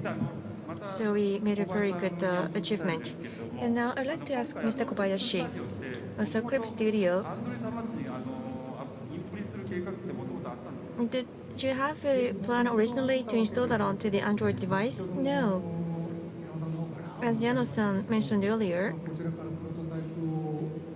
we showed the prototype to Mr. Ide of Wacom, and then the idea of collaborating with Samsung came up. So that was how it started. I am in charge of Samsung, and I've been looking after this account for 18 years. So how was the schedule like for this project? Well, when the decision was made to go ahead, we did not have 6 months. So that was a very tight schedule. And obviously, to Samsung, we said, of course, we can do it with no problem. But we only had the prototype at that point. So from that point onward, we invited a lot of engineers internally and built up a team of a few dozen engineers to develop the app. And also, something that's very memorable is Samsung's quality assurance level is very high. So we got a lot of feedback, which we really appreciated. Because Clip Studio has a manual of about 1,500 pages, so it's a huge app. But they looked at everything thoroughly, and we got a lot of constructive feedback. So our quality was really enhanced. So I am very thankful for that. So the launch was end of August, and I wonder what the market reaction was like. Also, I want to ask Mr. Jason Lee in Korean. 원장님, 갤럭시 탭 7이랑 7 플러스가 그 8월달에 그 제품 발표 후에 시장 반응 같은 거는 어땠습니까? 네, 그 갤럭시 탭 7하고 7 플러스 두 개를 같이 동시 출시했는데 역대 갤럭시 탭 제품 중에서 가장 반응이 좋습니다. 특히 12.4인치 아몰레드 디스플레이 대화면을 가진 S7 플러스가 사실 판매가도 800불 이상으로 굉장히 고가인데 저희 예상을 훨씬 뛰어넘는 수요를 보여서 저희가 초기 공급을 따라가기 위해서 애도 먹었고요. 그럼 무엇보다도 플래그십 탭 격에 맞게 120Hz 고투사일 디스플레이 적용해서 드론 화면도 제공하고 또 S펜의 레이턴시를 9ms로 대폭 축소해서 실제 펜을 쓰는 것 같은 경험을 제공했던 것. 그래서 전작보다 키보드도 좋아지고 확장된 터치패드 상승을 기반으로 PC같이 쓸 수 있게 생산성을 제공한 게 전 세계의 그 수많은 고객분들이 또 호평을 해주신 분이라고 생각하고요. 물론 클립 스튜디오 팩 같이 렌토 대비 안드로이드 기기 최초로 기본 탑재된 것도 굉장히 그 시장과 언론의 긍정적인 반응을 이끌어내는 데 도움이 많이 됐고 사용률도 진짜 높습니다. 그래서 매우 긍정적으로 생각하고 있고 다시 한번 와콤 TSC에 감사 말씀드립니다. 예, 감사합니다. 갤럭시 탭 7とですね、 갤럭시 탭 7 7プラス歴代ギャラクシータブの中で一番上位反響をいただいた We got the best feedback of all our series. For the S Plus 7, 12.4 inches, 12.4インチのアモレッドディスプレイの大画面 we had the big screen. The sales price was over $800 US dollars, so it was quite expensive. However, the demand was higher than expected. At some point, we were not able to catch up with the demand. So for the flagship tablet, we got the refresh rate of 120 Hz, which is suitable for our best brand. The latency was 9 millisec, so it was reduced significantly. So it was almost as if writing with a physical real pen. There was a big improvement from the previous device, the touchpad and the keyboard. It was almost like using a personal computer, so a lot of customers gave us good feedback. The Clip Studio Paint was pre-installed, and the customers and also the media gave us a very good feedback. The usage rate of app was very high. And I'd like to take this opportunity to thank Celsius and Wacom. So that was the comment from Mr. Jason Lee.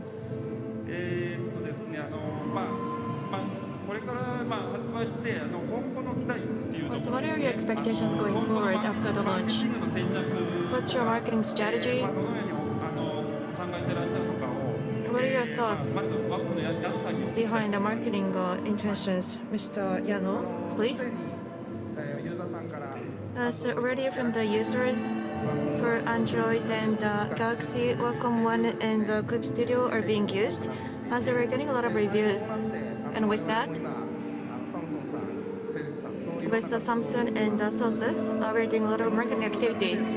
Of course, using social media, a lot of use cases are being presented, and that's how we are communicating. And we will continue that so that not only at home, but creative activities can be done outside of the home. So Wacom One, Galaxy, and Clip Studio will work in collaboration to appeal that capability.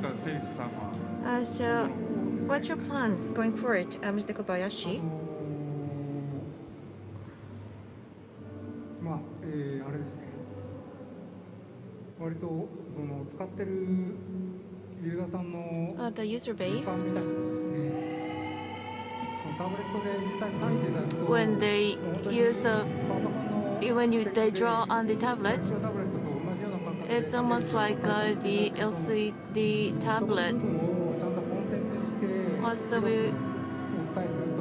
would like to appeal that as a content and communicate to the user market. That's our simple strategy. 同じ質問をですね、 Also, I want to ask the same question to Jason Lee of Samsung Electronics. 고른장님, 그 향후 뭐 기대하는 마케팅 전략 같은 게 있으면 말씀을 좀 해주십시오. 네, 제가 생각할 때는 태블릿이 스마트폰하고 PC하고는 다른 가장 차별화된 점이 바로 이 넓은 한 형태의 컴퓨터만이 제공할 수 있는 공책같이 쓸 수 있는 스케치북 쓸 수 있는 그런 사용성이라고 생각합니다. 이런 점에서 이 디지털 필기, 드로잉에 익숙한 그 영 밀레니얼과 젠지 세대 같은 그런 트렌드세터들의 사랑을 받을 수 있는 경험 창출하는 게 앞으로 너무너무 중요하다고 생각하고요. 이에 이제 저희가 하드웨어, 소프트웨어를 모두 아울러서 최적의 통합 경험을 갤럭시 탭에서 제공하기 위해서 기술을 집중적으로 투입할 거고, 또 이걸 적극 소구할 거고, 또 이를 위해서 와콤, 센시스 같은 훌륭한 파트너사와 협력을 더욱 강화해서 저희 갤럭시 탭 다양한 경험 완성도를 최고 수준으로 끌어올리는 것을 집중적으로 하려고 합니다. 예, 감사합니다. 타블렛가ですね, So tablet, a smartphone, PC, what's the differentiating factor is, and so the plate-like shape and wide, so it's like a notebook or a sketchbook can be utilized. That is the difference between tablet and other devices. So digital drawing,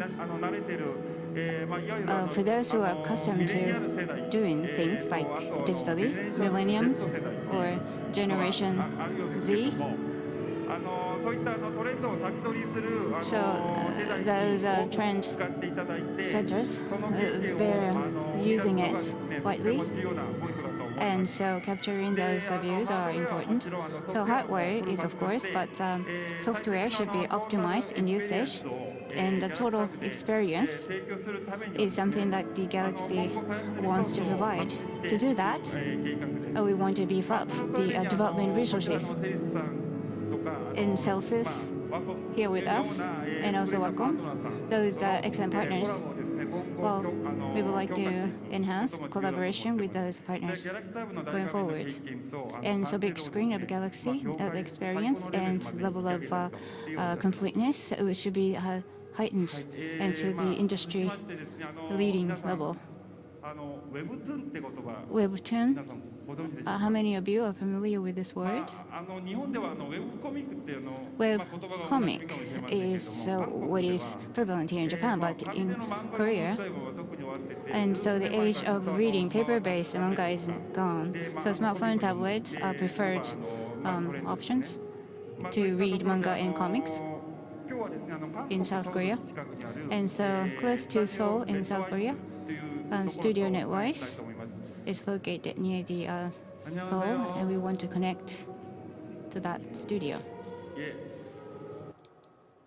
제가 지금 일본어로 좀 이제 이한 작가님 소개를 좀 드리겠습니다. 네,ご紹介する So today, artist we are going to introduce to you is Mr. Ian. So webcomic is famous in Japan. Big comma is the application being used, and some of the titles being already released. And temple items power. And so Giants returned for the first time in 4,000 years, and Studio Red White is the organization and EM belongs to. So due to the interest of time, so we are starting from the middle of the process. So he has already started drawing, and so by the time we end the session, we can show you the completed work. 플러스와 지금 클립 스타디오 페인트로 지금 그리고 계시는데 프로 입장에서 뭐 느낌이 어떠신가요? 일단 그리고 다른 뭐 부치장스러운 장비가 없어서 편하고 굉장히 좋은 것 같습니다. 예, 알겠습니다. And so the impression of using this is what I have asked him. So it's comfortable, and it's like a PC in terms of operation. It's quite easy to use. That's that was his impression of using this. So he's drawing at the moment. So let us observe how he works for a while.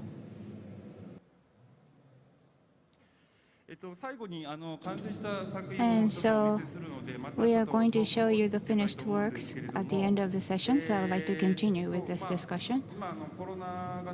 So due to the COVID pandemic, since it's not under control yet, how each companies are going to address this COVID is what I'd like to ask. First, Kobayashi-san. So the impact of COVID-19 pandemic to your business.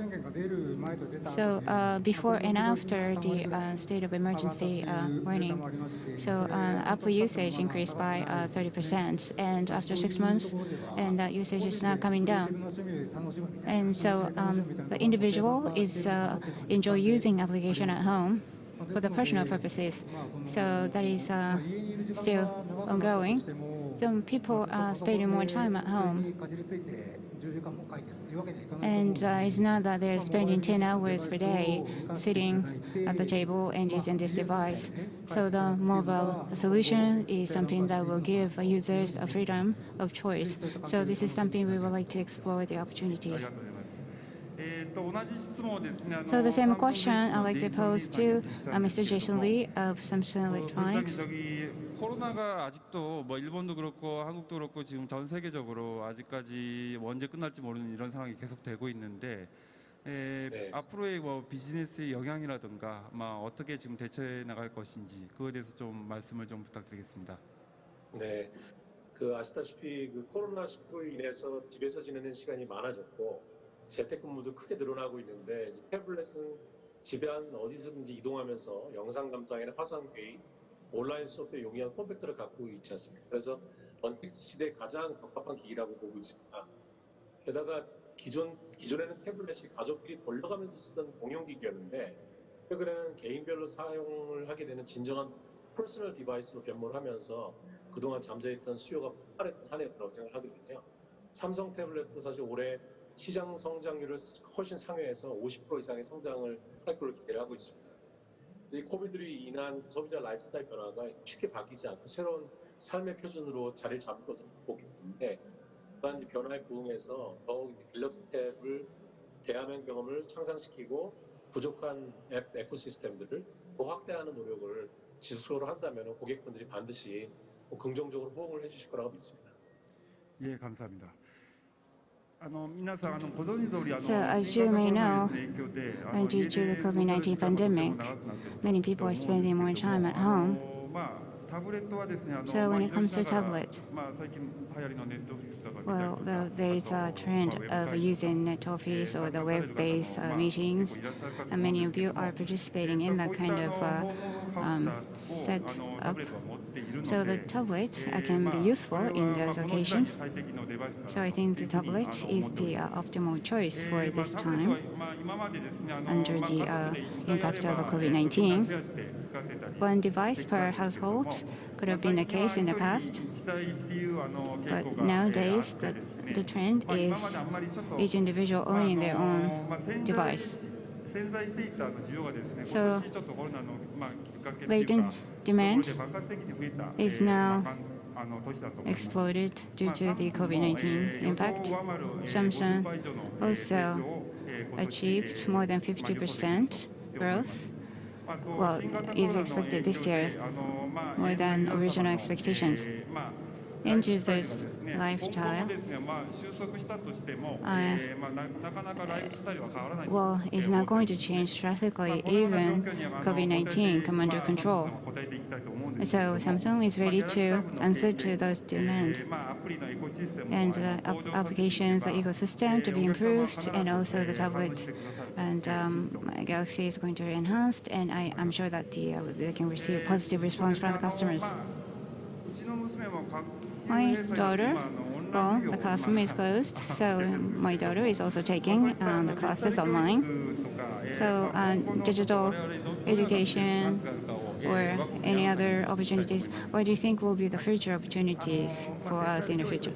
So when it comes to digital education, well, due to the COVID-19 pandemic, DX or the Giga School are the word we often hear nowadays. Of course, there are business opportunities there, so we want to address that. But from a different point of view of digital creation relevant to education, but e-learning, how to draw illustrations, is something that people learn. And so the partners are also utilizing those devices for those purposes. So even before the COVID-19. So when it comes to creative education, so the art classes to be offered at the classes, and the digital experience can be enhanced. And the mayor of the Oisa City and Wacom and Celsius has a session over there earlier. And so the digital transformation in education field is something that we would like to expand further together with our partners. Thank you.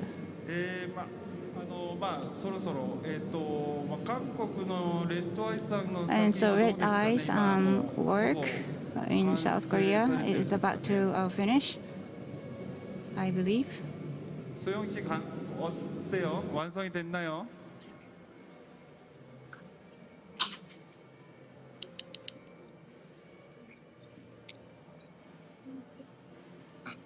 네, 일단 작업은 거의 끝난 것 같고요.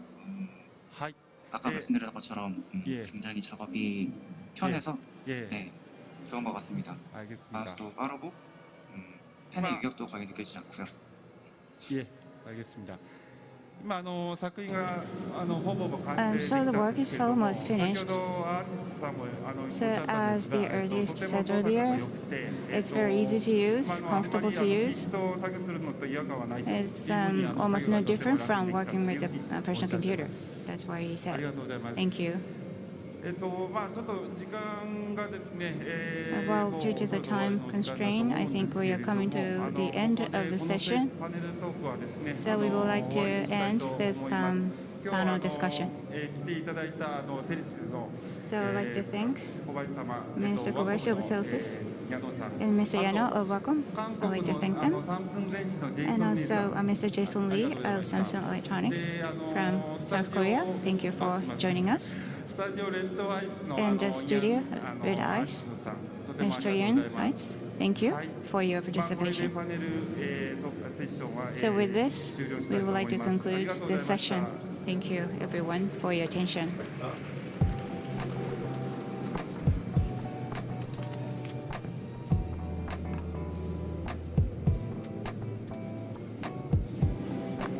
Thank you. With this, we would like to end the session at KOPPA. Next session will start from 4:35. Ms. Mitsuhashi Ai of Wacom will give talks on personal trajectory about how life comes from food. Please continue to enjoy Wacom Connected in 2020.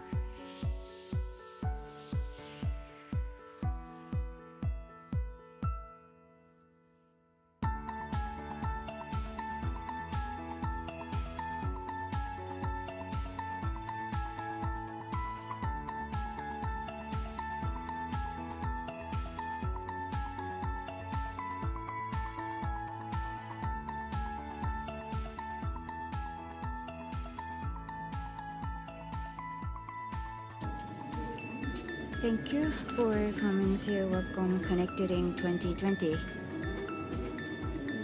At Stage KOPPA from 4:35,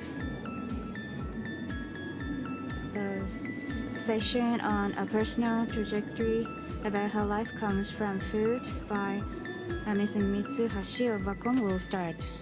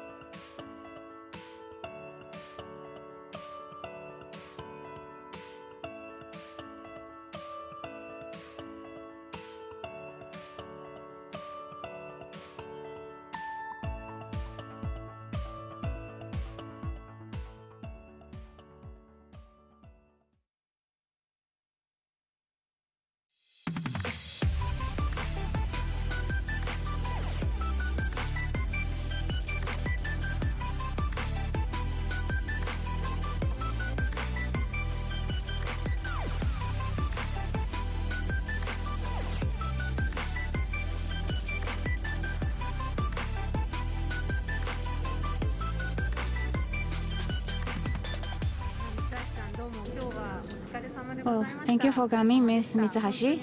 Thank you for inviting me. And so many people visited our booth.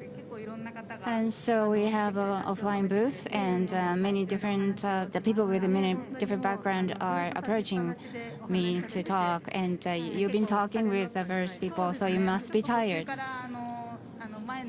Yes. And so I took some short break during the Mui's presentation, and well, at the Mui's hut. Yes, that's very nice. And so, Ms. Mitsuhashi, you are engaged in a food project within the Wacom organization. So we want to hear directly from you, and so share that information with those who are here with us at Connected Inc. event. I'm Okuyama from HR department. Nice to meet you all. So, Ms. Mitsuhashi, and so at the offline booth, you talked to many different people. So, what you noticed by having conversation with them, and could you tell us how you felt? Well, so many different people stopped by.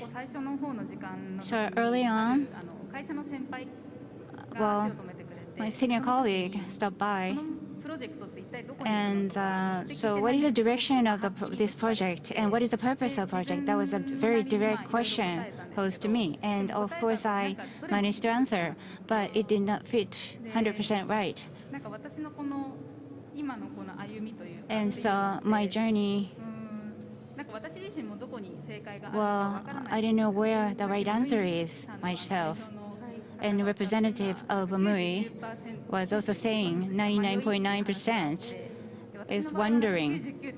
So in my case, 99.8% is a wondering part. So remaining 0.2% is something certain within me when you think about what life meant to me. So this is something I'd like to share with you all today. And so your senior colleagues is Mr. G from sales department. So what you like to talk about today? I'm sure that you've thought about it beforehand. And so what made you want to focus on the food project? And so what triggered me to think about it about 2 years ago. I was 28 years old, and I was diagnosed with the breast cancer. I still remember that time. It was around this time of the year. It was a bit chilly outside.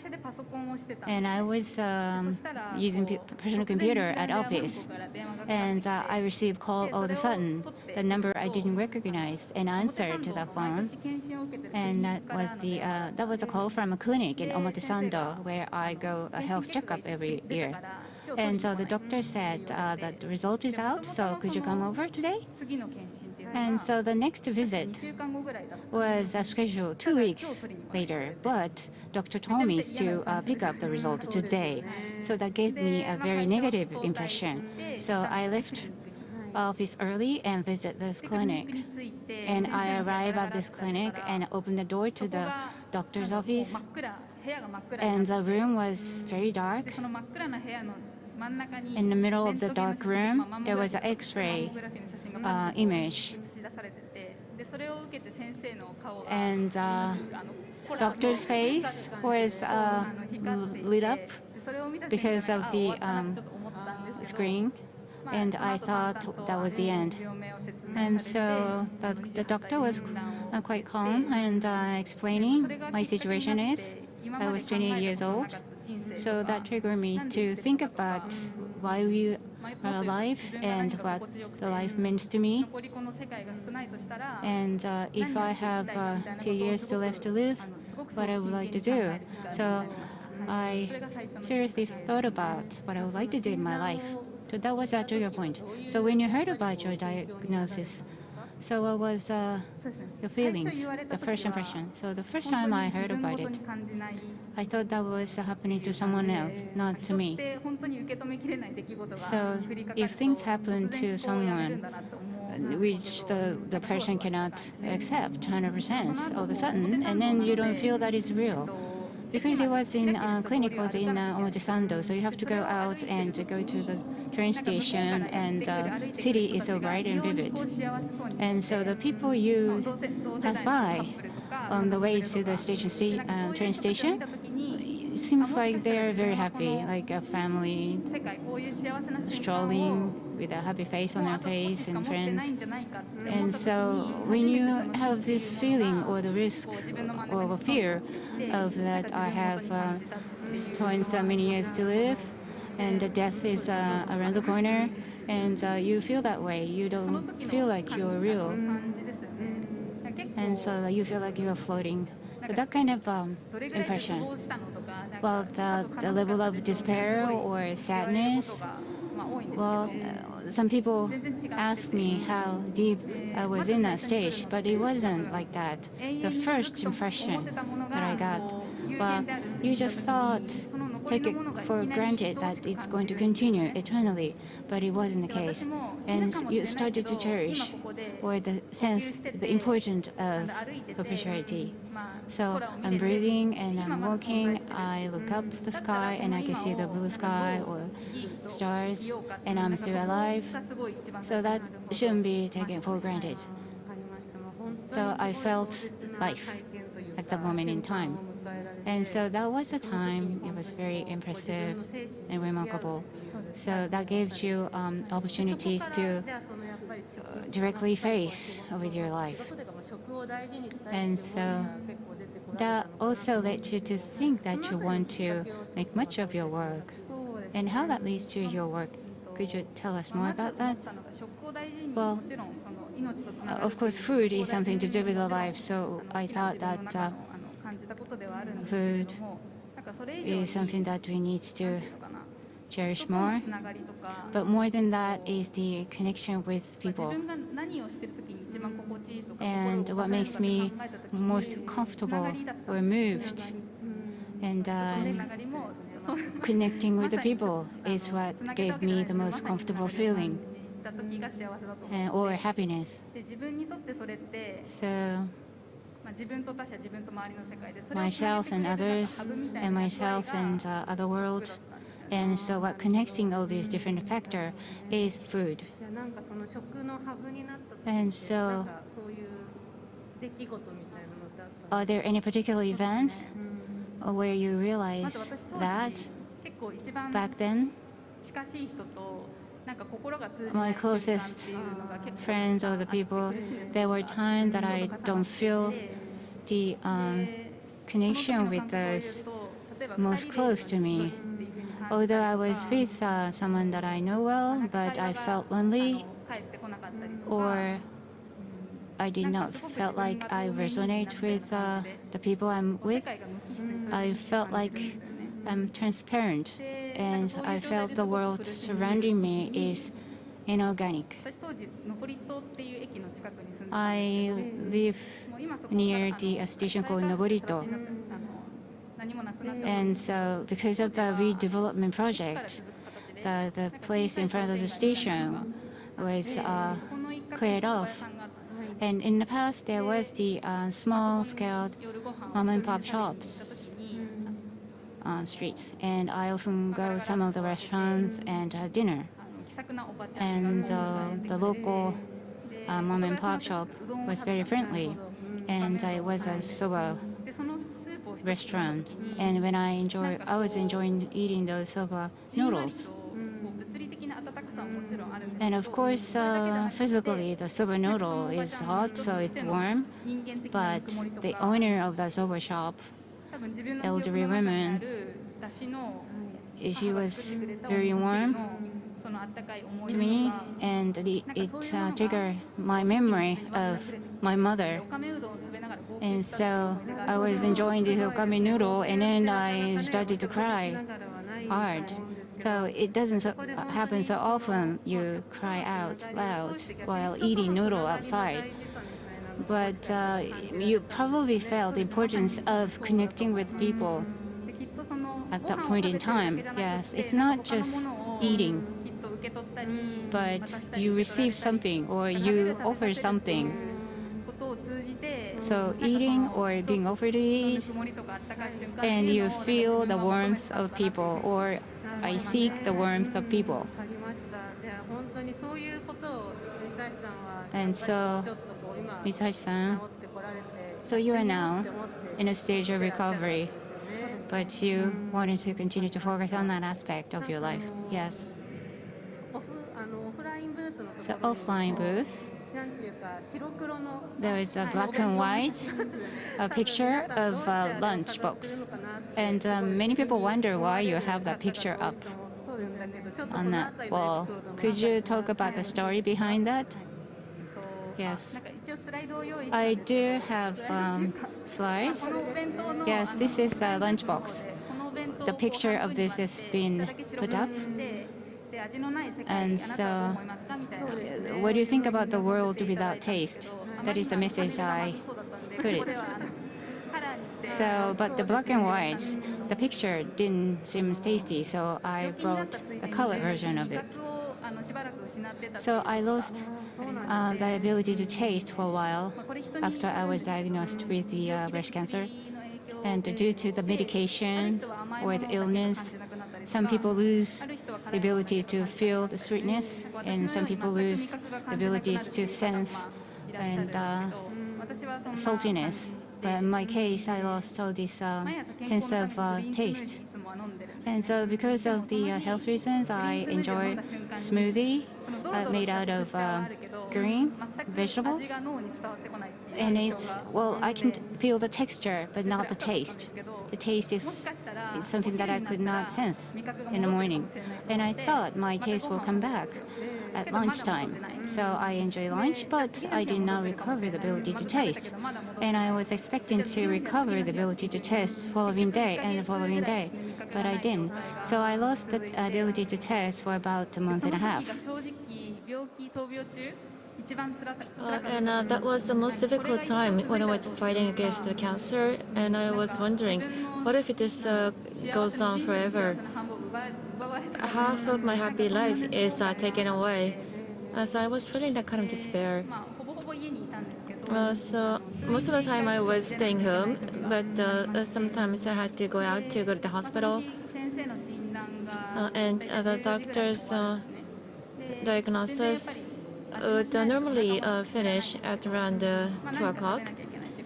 So can't feel the taste, but I would still feel hungry. So there was Tully's coffee shop near the hospital, and I normally order spaghetti bolognese. And on that day, I ordered the spaghetti, and the window side table was open, so I sat there. And my spaghetti was delivered to the table. And the instant I ate the spaghetti, I cried because my palate has come back to me. And I felt, oh my God, this is so delicious. And it's so happy to be able to taste something. So this was something that I did not really appreciate. But when I looked outside, I saw a blue sky and a white cloud was slowly moving in the blue sky. And I saw the green grass on the side, which seemed like it's there to a far distance. So until then, I think I was shutting down on the other outside world, and I felt that being able to feel the taste really helped me to connect me back to the world. So I guess your world totally changed. It came back to you. The world filled with color came back to you. Yes. So going home from hospital, what was your emotion like? I was so happy. So normally I get on the train that's bound to Shinjuku, but when I was at the station, the train going into the different direction came, and I went to Minatomirai, and I did not have any particular destination, but I was just walking around for about 2 hours, and I think I was just feeling happy. So I guess feeling taste and the palate was really important for you. That's right. So something that was connecting people and myself, I think, was the power of food. And I think that was connecting me to the outside world was the taste. So I think it's the 5 senses, feeling the smell. And I really appreciated being able to feel the 5 senses. And I thought that using the power of food, I'd be able to provide an instance where people can feel really excited or be happy. And that's why I decided to pursue this path. So through food, you were able to feel the connection with other people, wanting to make people smile, and trying to realize your vision. And I think that was the instance when you decided to pursue that path. Yes, that's right. So right now, I think you received a lot of questions today. And in pursuing this project at Wacom, I think many people asked you, what are you trying to achieve and what are you going to do with that food project? And I think earlier you said that 99.8% are you still wondering what you want to do? But what are your thoughts now? Well, today, being on the stage and talking about this topic is something that came to me very naturally. And Wacom is a company that supports creativity. And I question myself, what is creativity? And creativity is something that helps people from sadness, despair, confusion. And creativity really helps you be free from those emotions. And it's also a healing for me. So back when I thought that my happy days were going to be short, I felt very lonely and sad. And I wanted to cling on to something.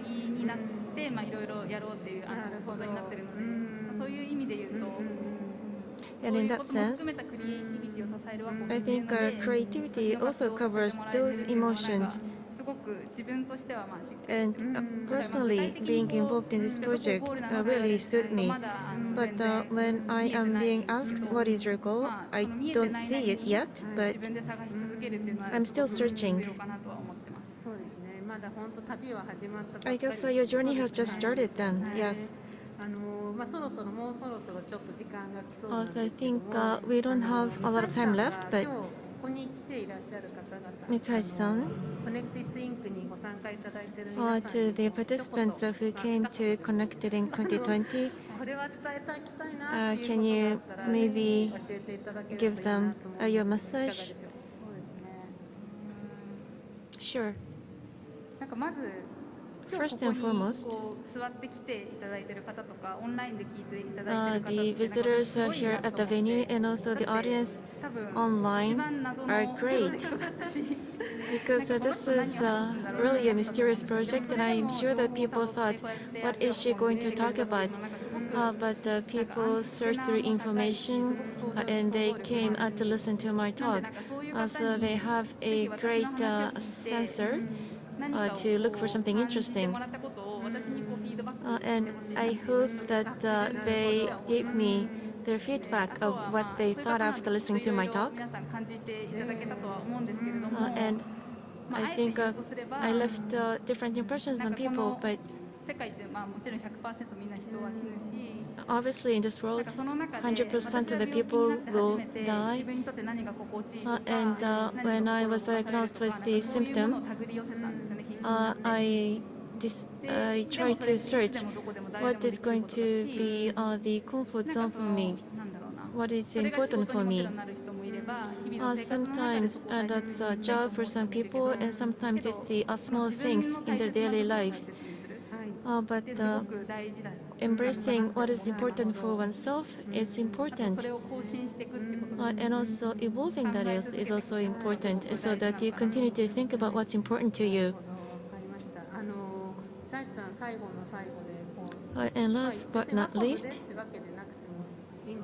I guess it doesn't have to be within the boundary of Wacom, but what would you like to do in the future? What are some of the new challenges that you want to address, or are there any new places that you want to go? Well, I have a lot of things that I want to do, but there's one place that I would like to visit. Where? Azumino in Nagano Prefecture.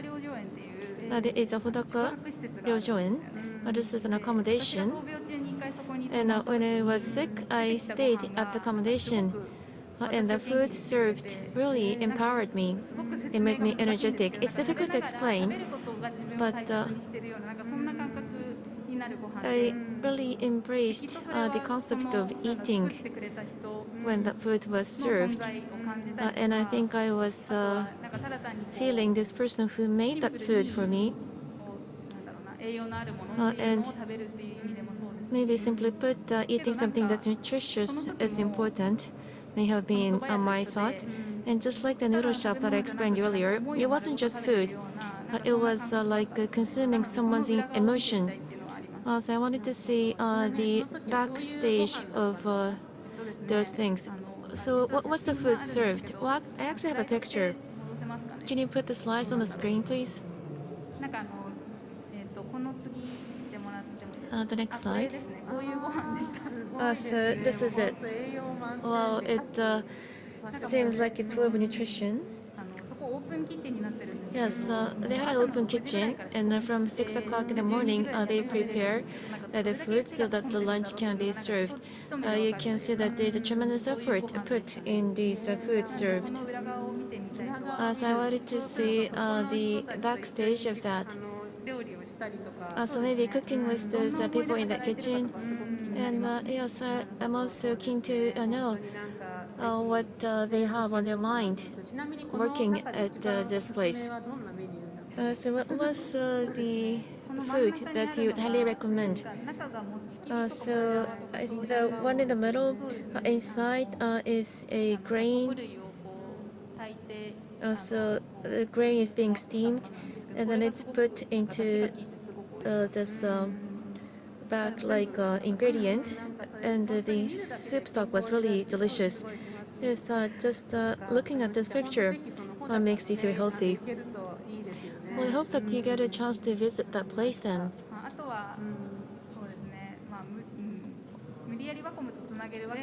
And I'm not trying to connect to Wacom intentionally, but what I wanted to do was to cut the big tuna, and that will be drawn by two artists. And eating that tuna with the audience is something that I want to do, so that life of tuna is drawn by the artist and then it's also consumed by the audience, so you can kind of feel the cycle of life in art. I see. Also going back to the outset, I think you are searching different paths to look for what you want to do. And maybe in the Connected Ink next year, you can do that tuna event. Well, Ms. Mitsuhashi, thank you very much for sharing your story with us. The offline booth is still open, so would you want to appeal something? Well, I said everything that I wanted to say, but please do contact me to give me your feedback. And also on the online booth, I am sharing my YouTube clips and also the articles that I'm writing, and also the podcast which I just started. So please take a look. So you continue to transmit your contents, and thank you for encouraging people. Well, thank you very much for coming onto the stage today. Thank you.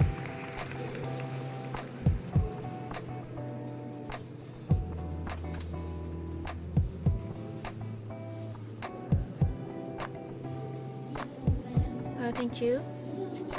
Now we would like to finish this session. Our next session will start at 5:35. And this will be a topic dubbed International Manga Anime Festival Reiwa Toshima IMART. They will be talking about the change in the environment surrounding manga and anime with COVID-19. Please enjoy. Welcome Connected in 2020. Thank you.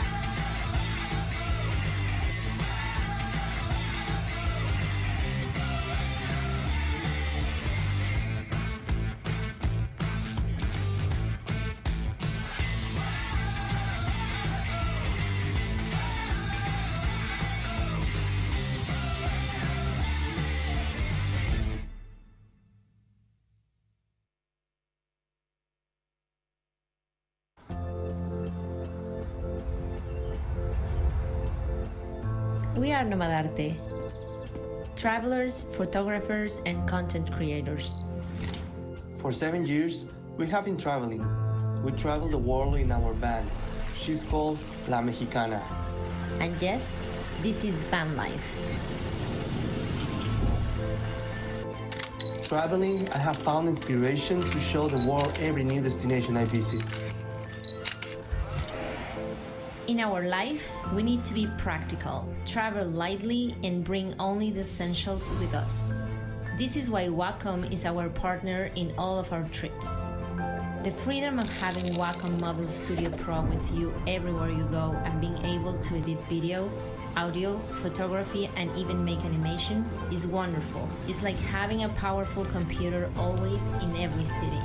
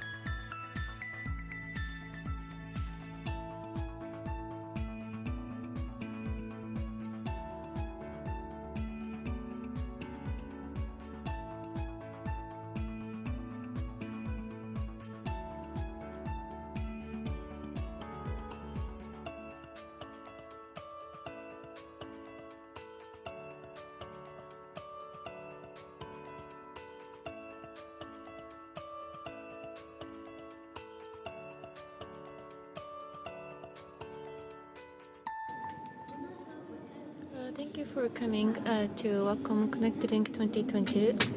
From 5:35, we will have the next session with the IMART Executive Committee. The session will be titled The Environment Changes Surrounding the Anime and Manga with the Spread of COVID-19. We will be starting shortly.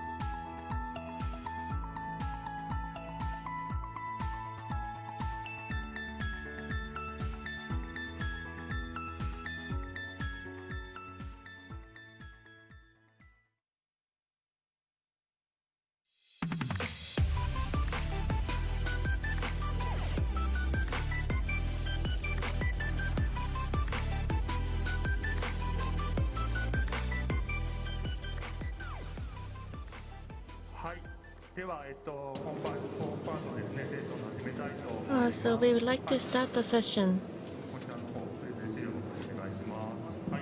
Please put the presentation material on the screen. We are from the IMART Executive Committee, and today we will be talking about the change in the environment surrounding manga and anime industry, which has been depicted by the spread of COVID-19. So we will be using the next 75 minutes or so to discuss on this topic. So this is the agenda that we will be covering today. It will be composed of 3 sections. First, in the first section, on this stage, we will be referring to the topic that I just mentioned, but we would also be talking about the second IMART 2021. We just announced today that this event will be hosted. And we would also like to talk about the phenomenon around Kimetsu no Yaiba, and also the outlook for manga and anime industry post-COVID-19. And after that, we will be talking about the VR exhibition. We will have a guest speaker, Fio, online. And Fio will be making the presentation. And then in the last part, with Fio, we will be discussing on the topic of a real event after COVID-19. We will be talking about the Doji no the Indies exhibition, Le Comique, and also the movie festivals. We will also have guest speaker Mr. Doi online as well. So that will be the 3 sections that we will be covering today. So first, we have the 3 guest speakers and also one who are participating online. These are the 4 members hosting the IMARC 2021. I would like to introduce the members. Let me start. I am in the middle. I am the representative of Manga Night Rainbow Bird.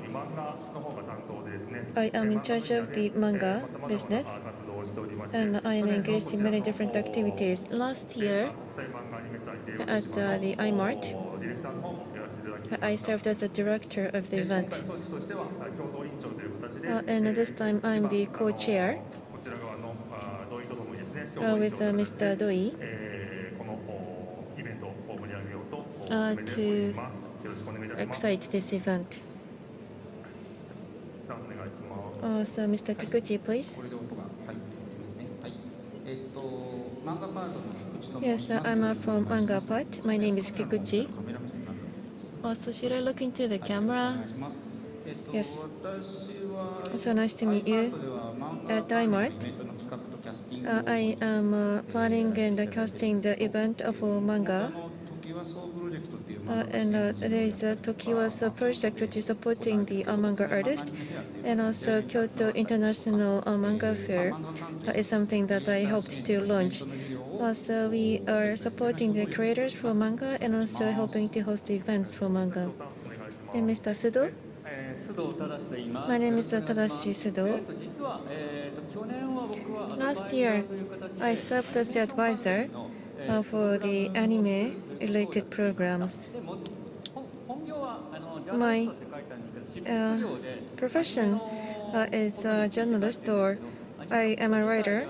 I write about the anime, but not about the art of my anime. I talk about the environment surrounding anime. So anime and manga is a culture, academic, and economy. There's no event to talk about manga. So for movies, we have the Tokyo Movie Festival, and we do not have such event for manga, and that's how this event was launched to fulfill that purpose. I will have Mr. Doi introduce himself later, so let's move on.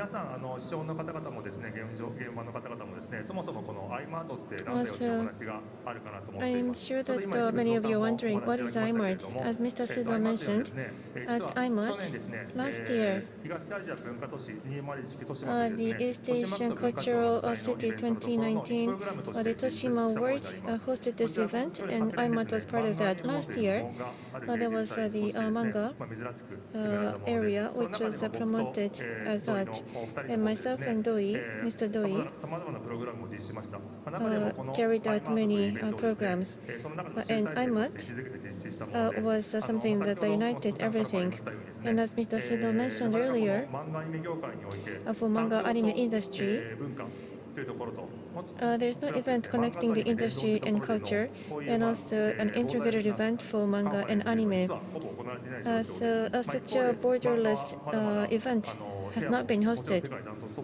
But manga has a very high market share globally, and anime has been appreciated from the global audience. And with more digitalization, I think there's going to be a paradigm shift for both manga and anime. And we believe that not relying on a particular private company, but having this kind of public event is suitable, and that's why last year this was hosted. So last year it was borderless and also cross-sectoral. So culture and art were covered, and also the cutting-edge initiatives were announced. And about a year ago, so November 15th of last year to the 17th of November, at the facility in Toshima World, this event was hosted. And a wide array of guests were invited. There were 24 sessions, and 80 key people came, and innovators came for this event. Roughly 2,000 people visited this, and 92% said that they were satisfied, and 93% that they wanted to come back next year. So thanks to the two advisors, we invited them to join the executive committee. So this is going to be the second year of hosting IMART. Today, in hosting, we are announcing to host the IMART 2021. It was just released. IMART 2021 will be hosted. And we will be talking about how COVID-19 is impacting the manga anime industry and how this is going to change in the future, and how this applies to Japan as well as the global market. So next year in 2021, from February 26th to 7th, this event will be hosted. The sponsor will be the IMART Executive Committee, and it will be co-sponsored with the Toshima Award. And from this time, with this organization, crowdfunding site has been opened today to get support for advance tickets. And we just made an announcement that the guest has already been announced with this URL. The keynote speech will be, there will be two keynote speeches, one of which will be from Polygon Pictures. The CEO, Mr. Shuzo Shiota, will be invited to deliver a keynote speech. Can you talk about Mr. Shiota? Well, I guess the audience here have a tech background, so Polygon Pictures probably is the most famous CG company in Japan, and they are active in having a global reach. So from a global perspective, Mr. Shiota, the CEO, will be delivering a keynote speech. Thank you. So just about 30 minutes ago, this crowdfunding site has been opened. So please have a look and also look at the list of the guest speakers to extend your support. Next page, please. So in the first section, the three speakers will be talking about the outlook for the manga and anime industry after COVID-19, starting with Kimetsu no Yaiba. Well, first, looking at the manga anime industry pre-COVID-19 and after COVID-19, from the industry point of view, Mr. Kikuchi and Sudo-san, can we get some comments from the two of you? Maybe starting with Kikuchi-san? Sure. Well, from the business perspective, okay.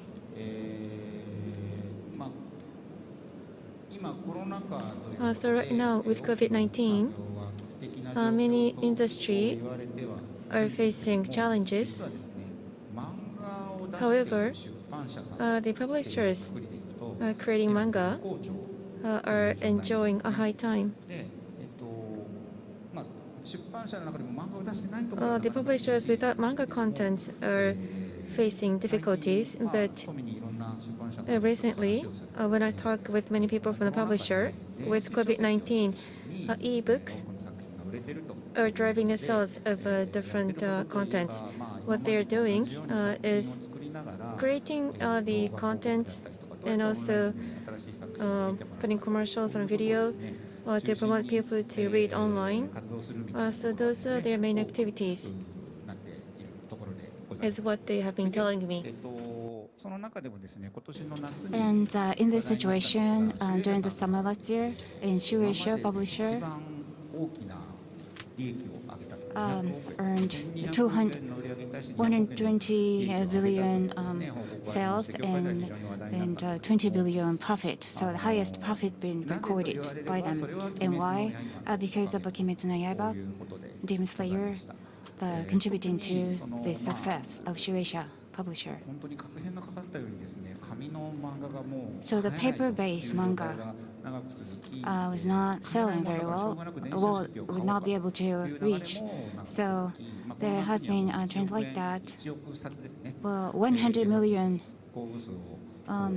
issue been reached in terms of accumulated number of volume being sold. And so when it comes to the contents, there are many mixed views. But when it comes to manga, Kimetsu no Yaiba is leading this industry.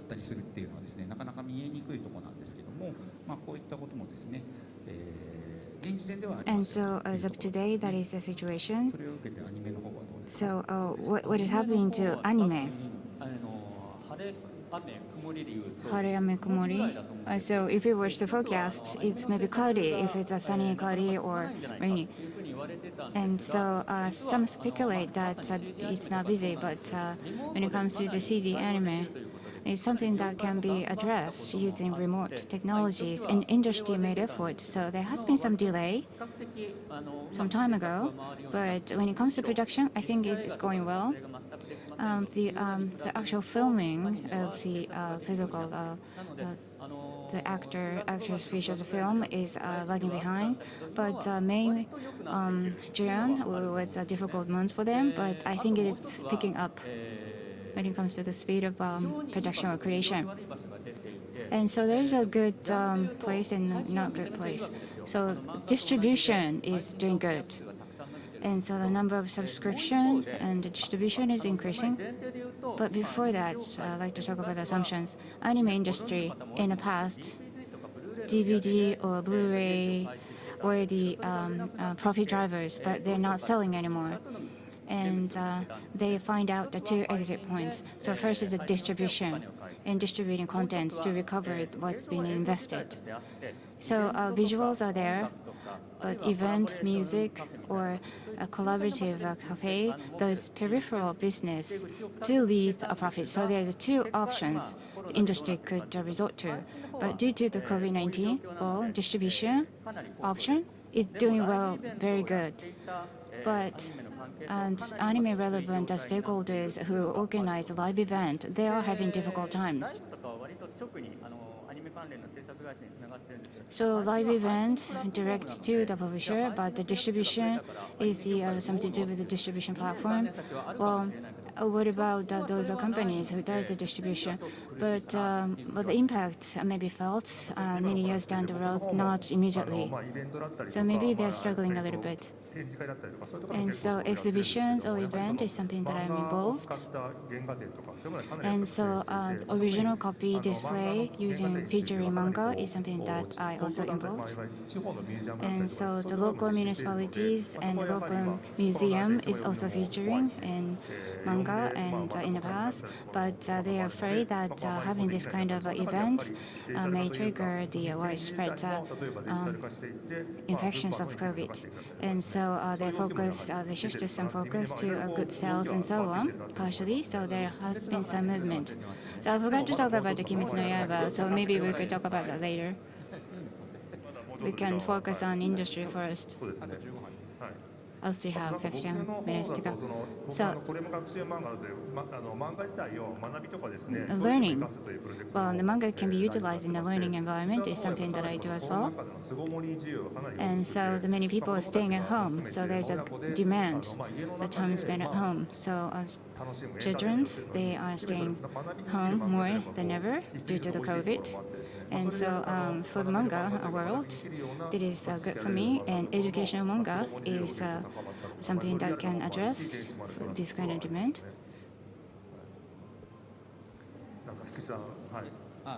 Kikuchi-san, do you have something to say?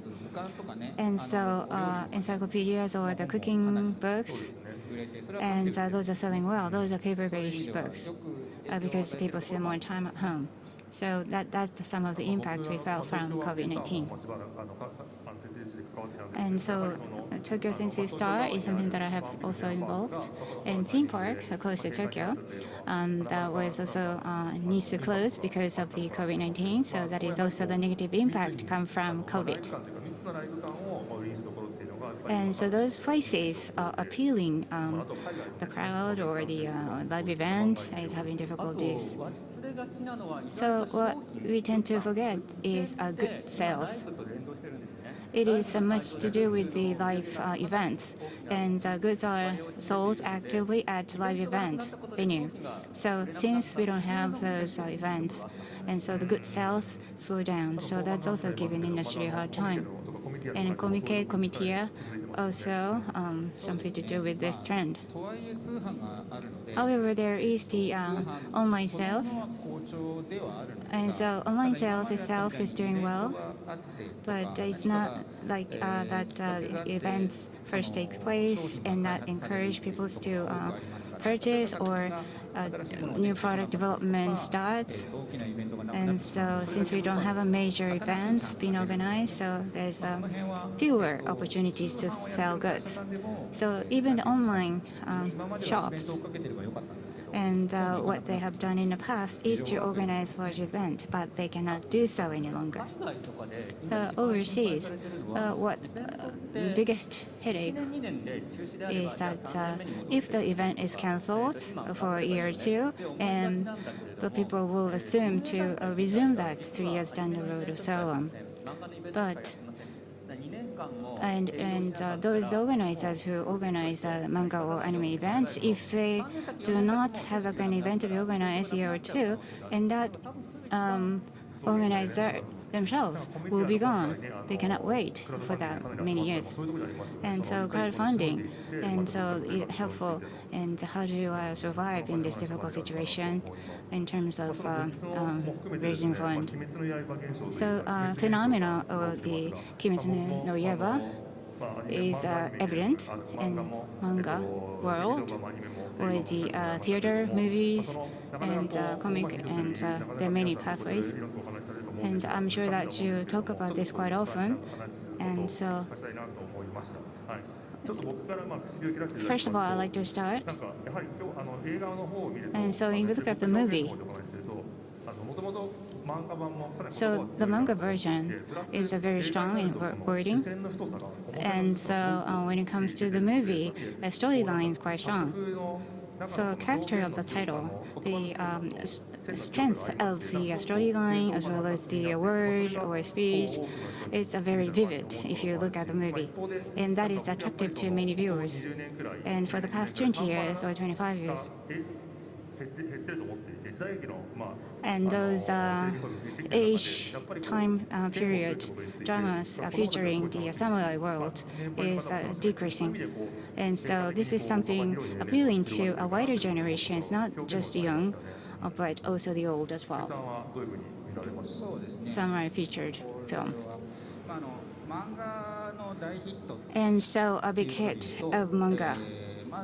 Well, the one before is the Giant, Shingeki no Kyojin, 2014, and Dragon Ball, and Akira. And so major hit is reflecting the what's going on in society. So in hindsight, that was the case for both titles. So when the Shingeki no Kyojin was a major hit, and there was a time the people were suffering from recession because of the Lehman Brothers failure. So the society itself was in a gloomy mood, and there's no way out. So that's why the people started to produce scary titles. And so what's with this Kimetsu no Yaiba? And so many people analyze this. And so there's a Manga Shimbun, this is a review site of manga that I was operating till last year. And I received many feedback from many different people. And what impressed me, or memorable, is that the protagonist, Tanjiro, I think he's a very standout in terms of the character. Tanjiro, protagonist, praise himself or acknowledge what he's done. So the effort he made, he appreciates himself, and many people support him, but he encouraged him for what he's done. So there are many scenes featuring that behavior. Naruto and other titles, and the protagonists have a very complex character. But Tanjiro is quite positive about who he is. And so that is a reflection of the society, putting aside the COVID-19 pandemic. As I said, well, there's a Lehman Brothers failure in Kimitsu, and so it was society was gloomy, but the stock price was going up. So it felt like I think in the from the latter part of 2010, people were striving to live their lives. But this character Tanjiro is self-encouraging himself, and I think that's kind of up to the current trend, and I thought that was interesting. And also, this is like a mainstream character. He starts as a weak character initially, but then he develops himself and he gets stronger. So he gets encouragement, relationship with his friends. And a lot of the expressions are very trendy. So that's my analysis. So on a related note, looking at the timing of the blockbuster, Shingeki no Kyojin was very successful after the Great Japan earthquake, and with Kimetsu, with COVID-19, with the major earthquake, the disaster happened at one point, and the society was trying to recover. There was a strong analogy to the manga because this was a community of made where peace was protected by the wall. But with COVID-19, it's a seamless connection from one point to another. So this ideal character is something that's desired by the audience, the viewers.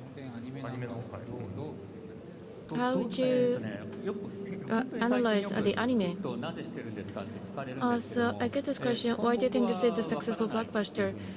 My first question is, I don't know why.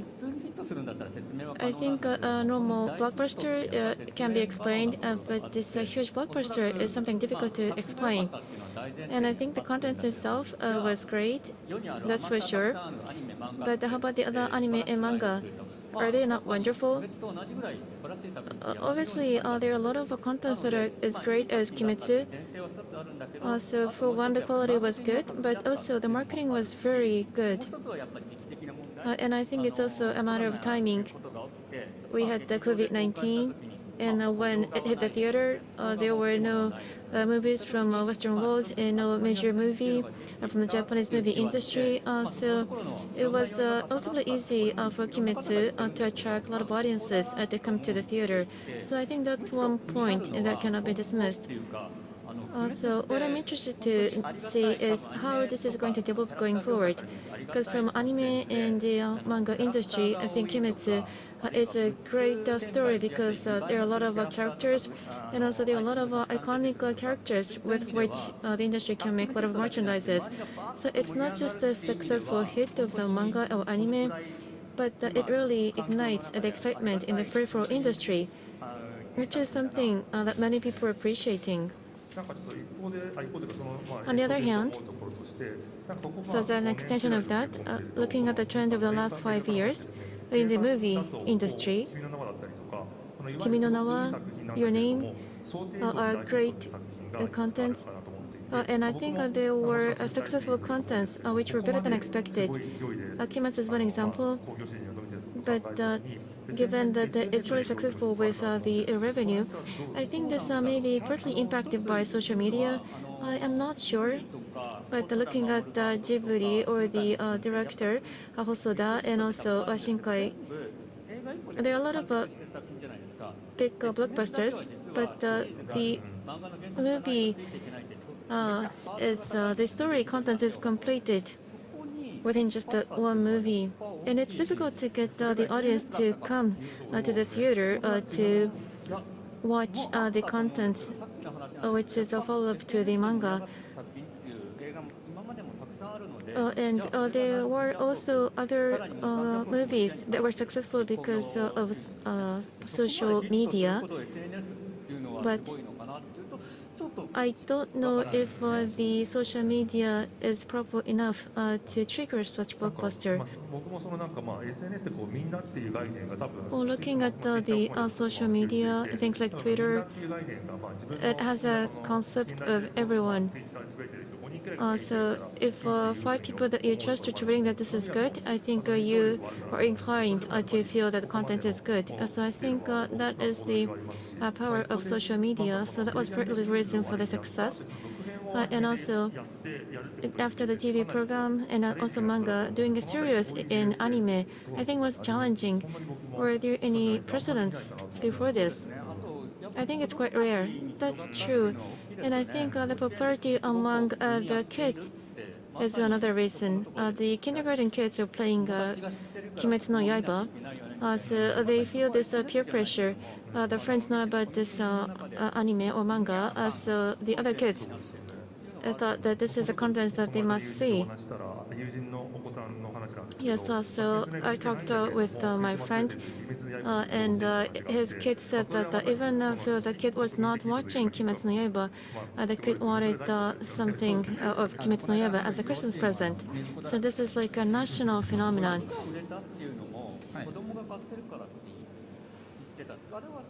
And is the paper print selling well because of the kids' purchase? Because I think if you get older, a lot of kids will read online. But I heard that the paper version sold well because the kids were buying. That's right. And I think with ebooks, it's difficult to share. So if the family are to share a comic book, they would buy the paper prints. So I think that's something that drives a huge sales. And Shingeki no Kyojin is something that the adult will not really recommend to kids. So I think that's one difference between Kimetsu and Shingeki no Kyojin. Yes, and the original comic was completed after the 23rd version. And I think the author had his thoughts. And for a very passionate fan, they thought it was right for that story to end with that episode. And I think many people expected the story to end with that episode as well. That's true. And we're seeing a lot of phenomena in the market. And the online manga is really increasing its presence in the market in the last few years. The mainstream manga like Jump and those publishers are creating huge hits. And I think that's one big factor that we have to recognize in the manga industry. Kimetsu is great in terms of profit, and when I talk to people in Shueisha, they say that this is a special demand and it's going to subside, so they cannot just rely on the single content. So they create other contents like a Spy Family and other potential future kits. So it feels that it's almost intentional when they try to launch the next potential hit. Also, for both of the anime, I think they've invested a lot, and also I think they will precisely time it right, so that the launch will be successful. I remembered that one of the reasons for the hit was the distribution. And this is a new anime. So this is anime broadcast at late at night, so it will not reach the kids.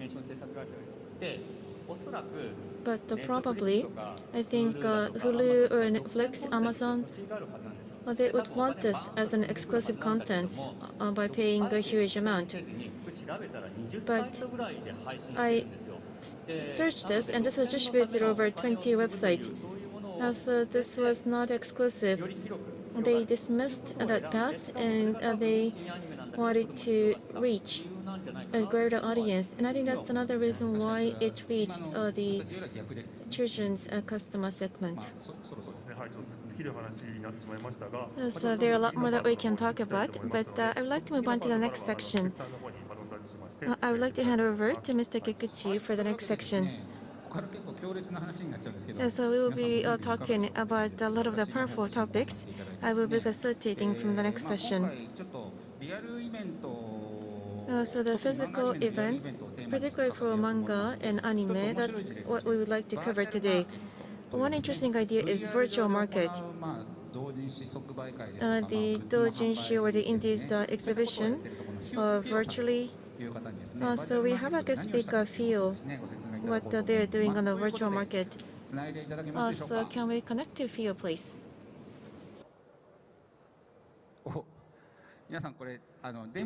So this is not a demonstration. The Fio-san is on the large screen. You can hear him now. Can you hear me? Good evening, everyone.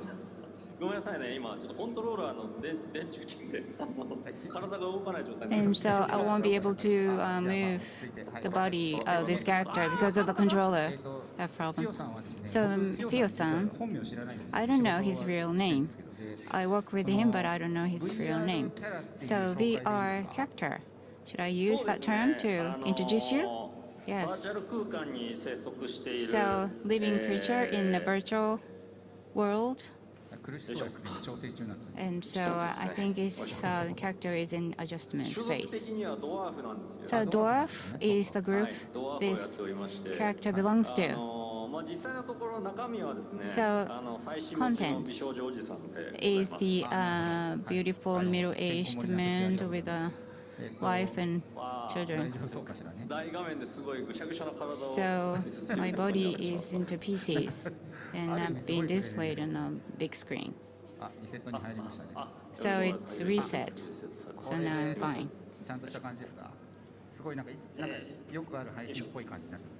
So this is like a typical distribution of content. So Fio-san, so virtual market. And doujinshi exhibition itself is the area of his expertise. Yes, this is Fio speaking.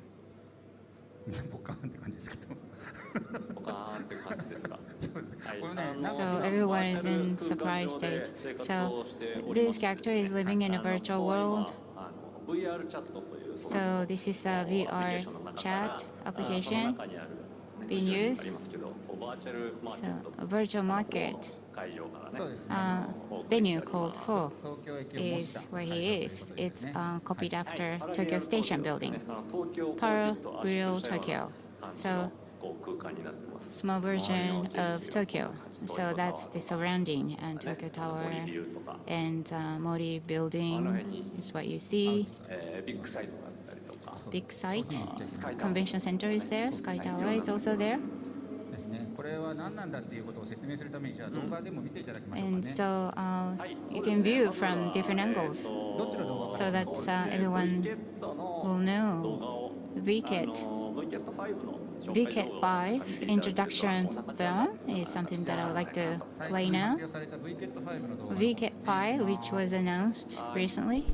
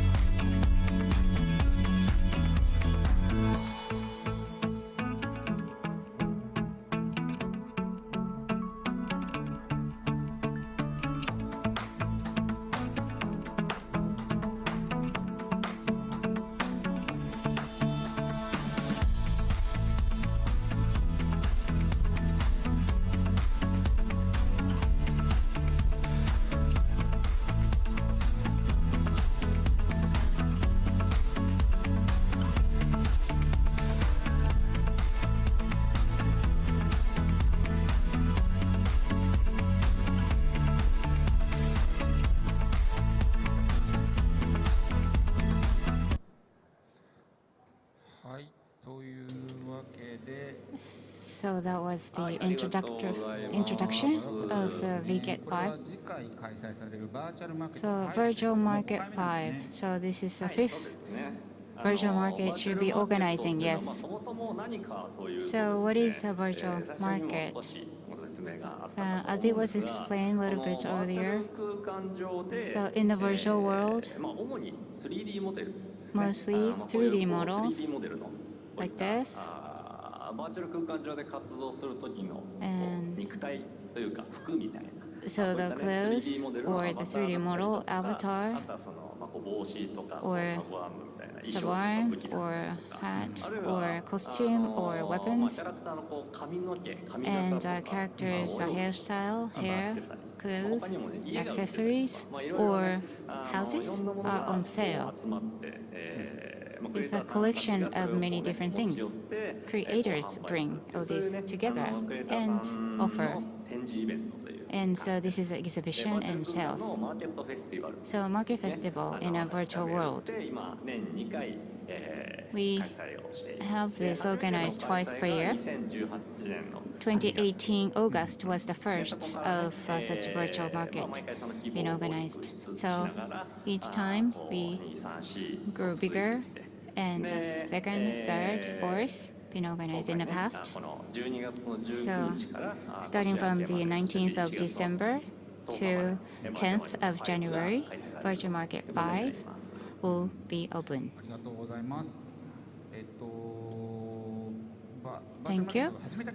So what made you decide to start this virtual market?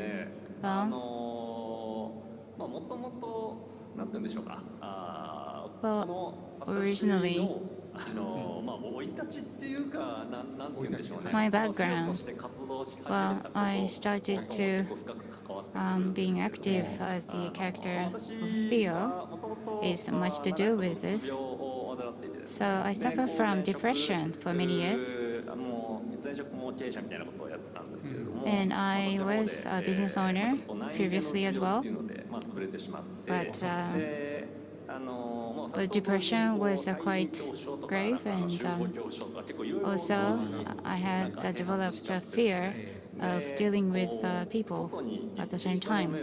So going outside of the house and talking to people while looking at the people's face, or taking the train or transportation is something that was impossible for me. And so I realized it will be difficult for me to become an active member of a society. And I was wondering what to do. But a VTuber became a hit back then. And the VTuber and the VR can become very popular at the same time. And device was affordable and accessible. So creating country in a VR world. What's the message trauma? The famous person in the VR industry. That's the person who brought the concept of VR to Japan. So he was saying this. I read his book and creating country in the VR world.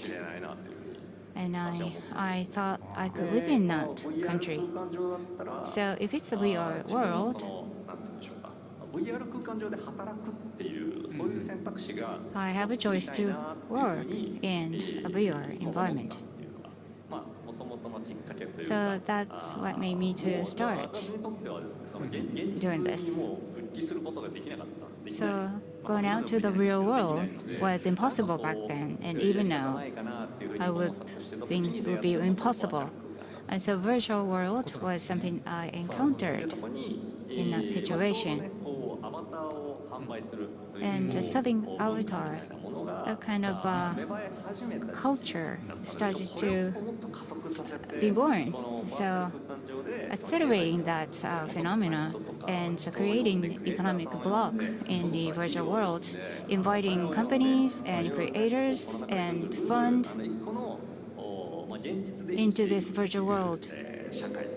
And so the real world and working in the virtual world to feed the physical body, well, I hope that those two words can coexist. That's why we decided to pursue this. Hiki. So, Fio, you belong to a company called Hiki. Yes. Well, I forgot to self-introduce. Hiki Corporation, and I am CVO and a representative director and chief virtual marketing officer of a company called Hiki. In Ebisu, we do have an office. I'm staying home. So it has been 2.5 since we launched this company, but maybe I have gone to this office only 3 times in total. Also, I've only been to my office twice. Also, there are less and less employees who know my face. Also, at the Hiki, just like you feel, there are many people who are working as if they are working at a virtual office. That's right. Also, salespeople and those who need to go outside will come to the office, and also the administrative people will also come to the office. But with COVID-19, most of the people are working remotely from home. So events are virtual. The participants are VR characters, and the hosts are working at a virtual space. So that's very futuristic. With the virtual market, we have Virtual Market 5. There are 100 employees who are engaged in this project. But they only know how they look on the virtual space and on their name on the virtual space. So they don't know where they live, or their real name, or the background prior to this job. So everything is virtual. But this virtual market is creating through a virtual approach. So this embraces a lot of diversity, in fact. Wow. So people call you Fio, right? Yes. Well, that's very unique as well. So people call me Fio-chan. So can I call you Fio-chan then? Of course. Because I am a girl. Real me is a middle-aged man, but virtually I'm a girl. So you have to create that character. That's right. So another theme that we'd like to discuss today is a virtual market. It's still avatars and such. But the indies exhibition, like Comique, it's like the doujinshi exhibition. I think you did the comic V-Kit, which is similar to the doujin exhibition. So I was involved in those events too. Let's have a look at the video. Okay, roll on the video.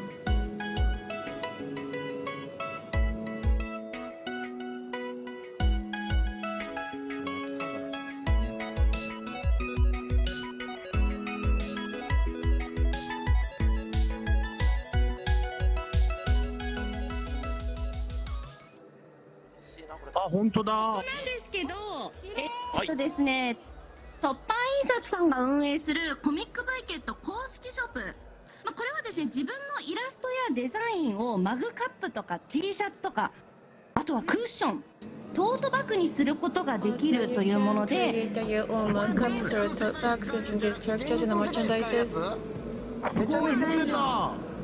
And this is presented by Toppan Printing. このインフォを押すんです。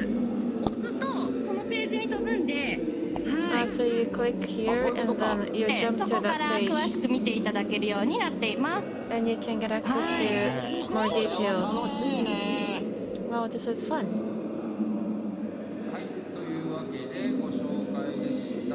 So that was a quick look of Comic V-Kit.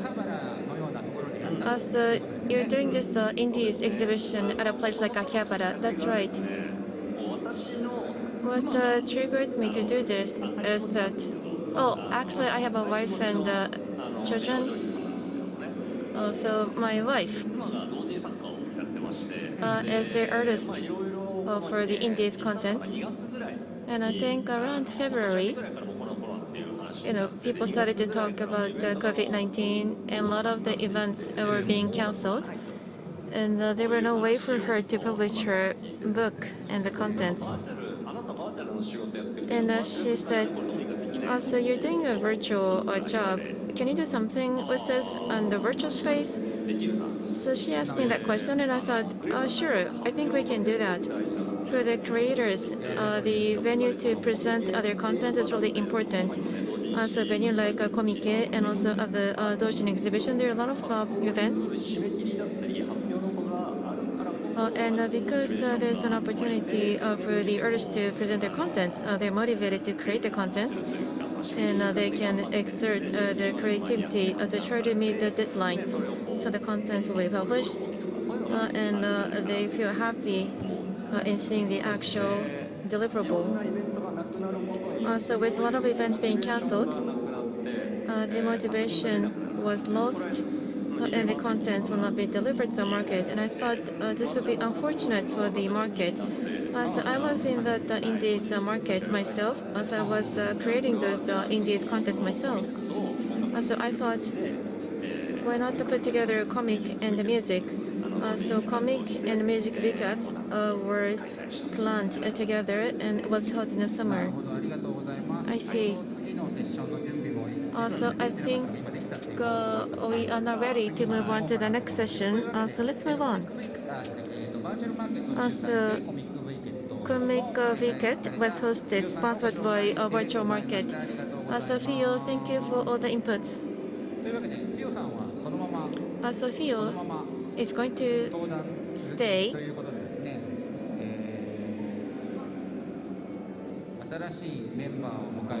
So let's invite a new member to move on to the next session.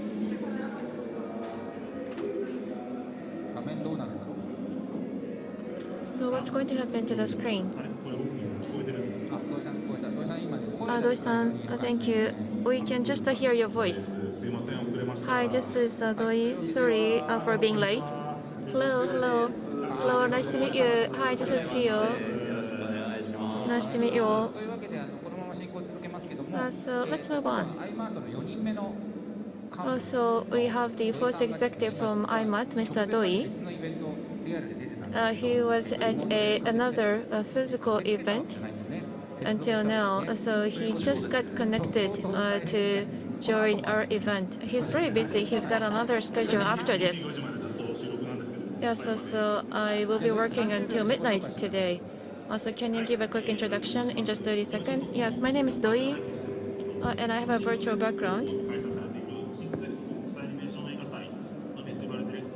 And I'm the director for the animation festival, and I work at New Care to buy and distribute the global anime. I also write, and I also give lectures to introduce the global animation scenes.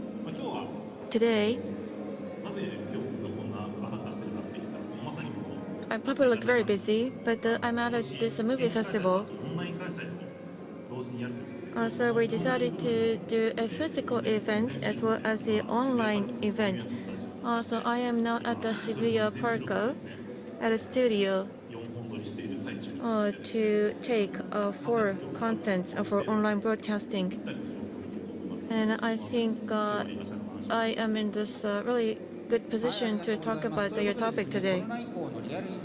So I want to talk about the real event after COVID-19 and the outlook for the movie festivals and also the Indies exhibition. So first, the manga and anime related contents.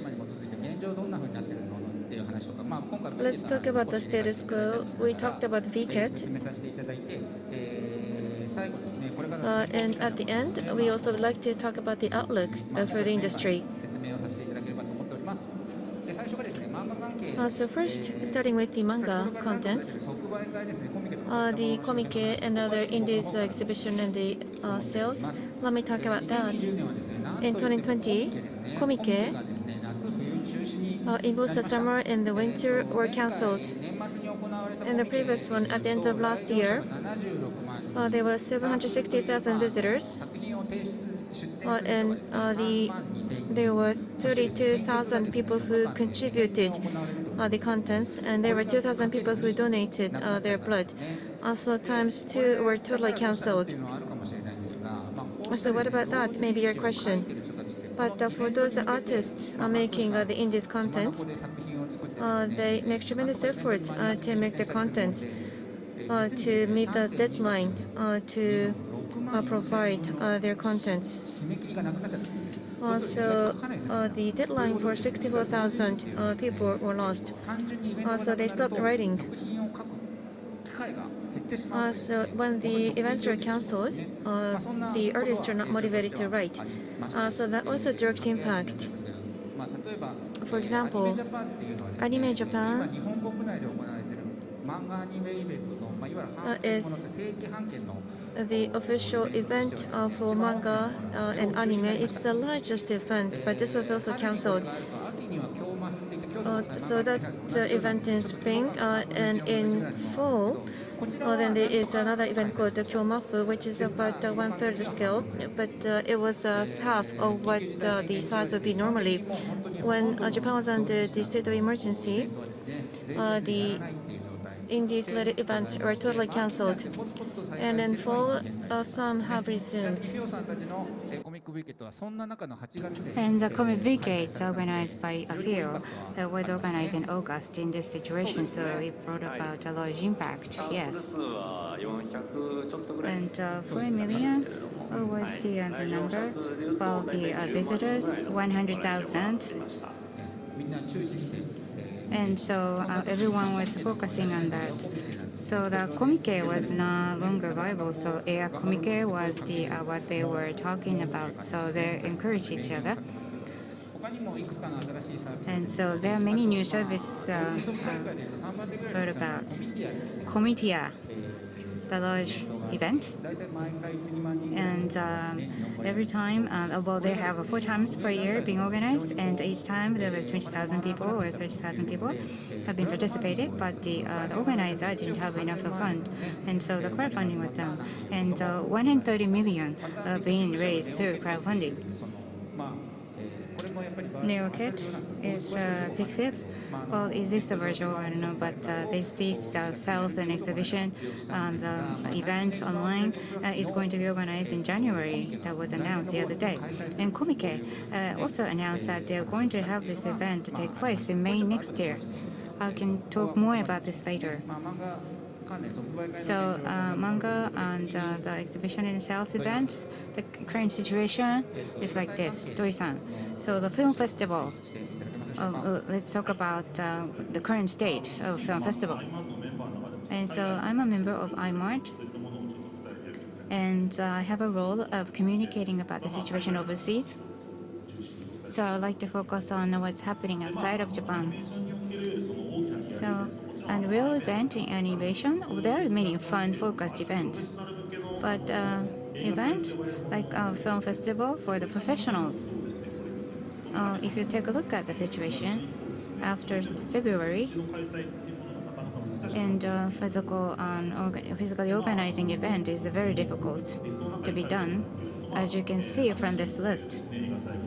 Annecy, this is the one of the largest, world largest anime event, went online this year. And film festival in Europe and US, it's very difficult to conduct in real. So the contents are mostly film. So it's quite adaptable to the online platform. So using online and titles of film being shared. So by the time in September, and so the number of new cases of COVID declined a little bit in Europe. And so small-scale events being organized locally in Europe in some cases. However, But the basics is like going online. They may have a locally organized physical event, but it's very small. And Sapporo and Hokkaido in Japan are in a very difficult situation. And so online platform is something that they resort to maintain the reasonable size of this kind of festival. And the pros and cons of online event. Well, I'll see it from the spectator's point of view, and also I also enter my work, so I see it from the Earth's point of view. I'm also involved in organizing such events, so I can see it from the organizer's point of view. When it comes to online event, the benefits are, well, you don't have to go to the place. And so if it's Annecy, you have to go there. But Annecy offer all these entered titles to be offered and to be viewed online, everything. And so you don't have to go to the place to see. So that's the benefit of online event. And Earthers, well, talking about their work, being a part of the talk event is still one of the things that could do, because it's easy to join that kind of talk online. And so the film festival is for the core fan base. So by going online, Netflix will be the direct competition, or Amazon could be a direct competition. So limited online distribution platform is the what they are now enter into. So for those who haven't been to this kind of event, can also have access to this. So that's the benefit from the operator's point of view. But the negatives are the overall, it's difficult to engage in communication. So participating in the film festival is like creating the human networks, and also the opportunity to travel and to go to those destinations. But from the Earth's point of view, and entering their title is one thing, but and if their titles are, or the works is accepted, they'll be invited and they'll be able to go to places, and there's a support for the travel cost and accommodation, but there's no such things when it comes to online platform. And also it makes it very difficult for the authors to decline the offer to be a part of a talk or discussion. And so there's no fringe benefit, but there's a mandatory things that they need to do. So on the organizer's point of view, and if they have to go online partially, meaning that their work is going to be double. And so I also serve as a judge, but it's difficult to engage in discussion. So it's impossible to conduct a reasonable discussion. So communication and line connectivity is something that we have difficulties. And so we start to think about what is the significance of having this kind of a event. So film festival is organized for what purpose and for what kind of people. And so if you go online, all these things is now being wiped out. And so the authors, it takes years to complete the titles of the work. And not being physically there, meaning that they can establish the human relationships or networks, and so they get worried about what will happen after completing their work. And so Fio-san, so in this situation, as you have mentioned earlier, and there is a comic VCAT, and there was a music VCAT organized in August. August was the month the COVID-19 was still going strong. So what is the reaction of the participants? So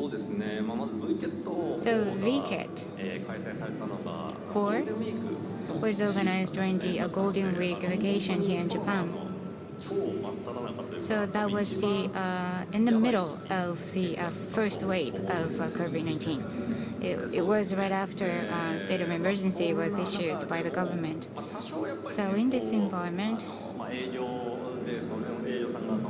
sales representatives exchange views with the exhibitors. Or there is some impact due to the COVID-19, but well, there's almost no negative impact to event organizing of the event. 1,200 circle or participants, 720,000 visitors being recorded. Without any hiccups, we were able to organize this. So if it's a virtual world, this kind of huge festival type of event can be organized. This is a track record that we have established during the Golden Week vacation. It was featured, and so some TV station also featured this phenomenon. So although the COVID-19 is going strong, in the virtual world, this kind of a large event being organized. So it was a very good response that you got, yes. As Doi-san said earlier, which was very interesting, anywhere in the world, well, anyone can join when it comes to a virtual event. So virtual market is the same. Virtual market is the same, and the comic ticket is also the same. In the virtual world, well, the market festival, the exhibition and sales event, and exhibitors and participants, there's no limitation in terms of the place or space. So if there are a large event to be take place in Tokyo, and you have to send a big box to Tokyo in advance, and you have to take bullet train to get to Tokyo, and you have to book hotels and so on. And so most of the participants come from nearby metropolitan Tokyo area. So if it's a comic ticket or virtual market, so if you look at the profile, background of the exhibitors or the participants, there's no particular tendency in terms of geological locations, or it's same as the distribution of the Japanese population. So that was a very interesting attribute of the participants being observed. So for physical events, I think most of the participants will be coming from nearby. So those people who've never participated in this exhibition, they were able to participate if it was held online. So that was the benefit of the online event. I wanted to ask you one question here. So as an event organizer for physical events, I thought this was a huge burden, but like Doi-san was saying, it's difficult to have a good communication, and on that point, I thought it was just a matter of getting used to online communication. For virtual market, you have VR chat as a platform, and I think for the first time participants, it was difficult to communicate with VR chat, but if one was used to that, they have been doing that for some time now. So it wasn't difficult for them to do the communication.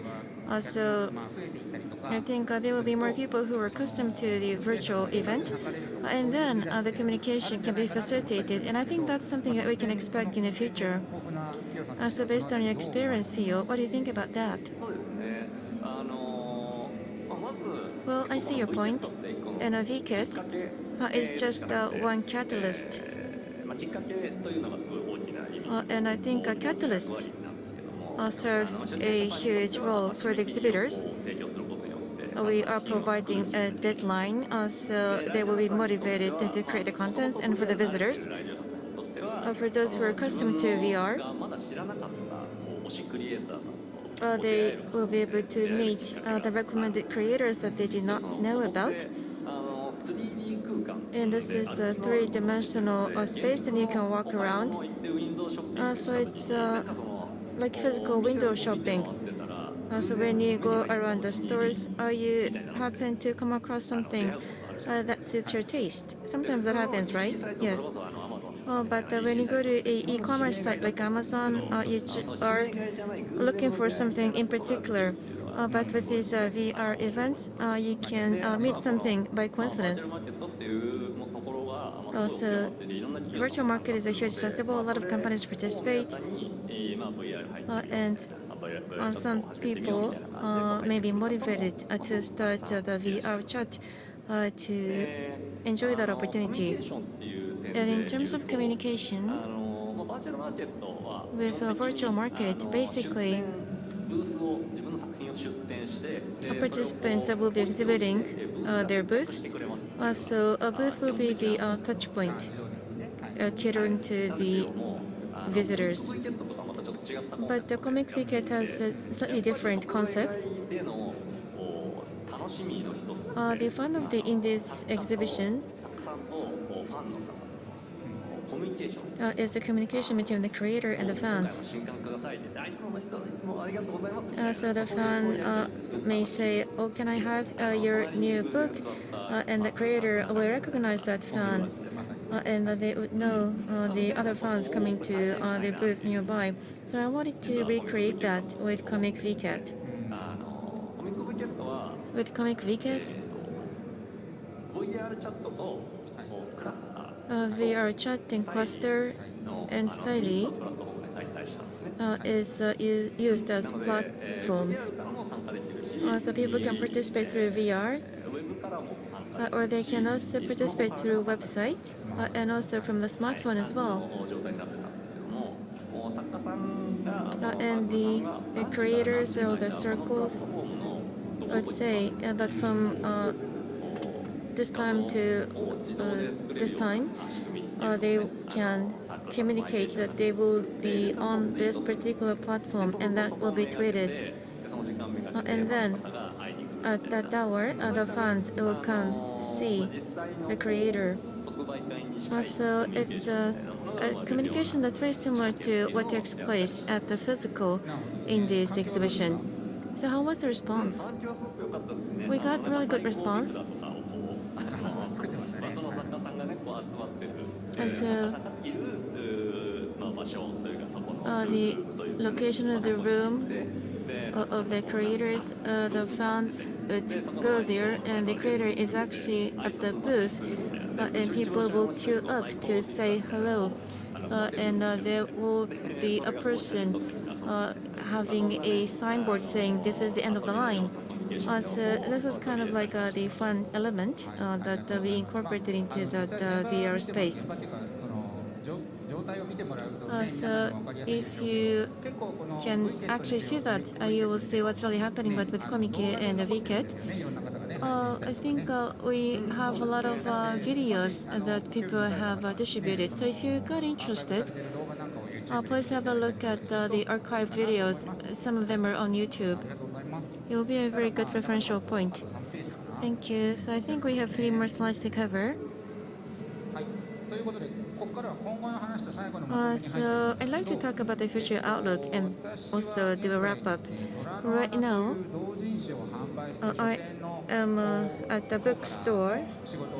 Oh, no, I am working for a bookstore for the Toranomaki for their digitalization initiative.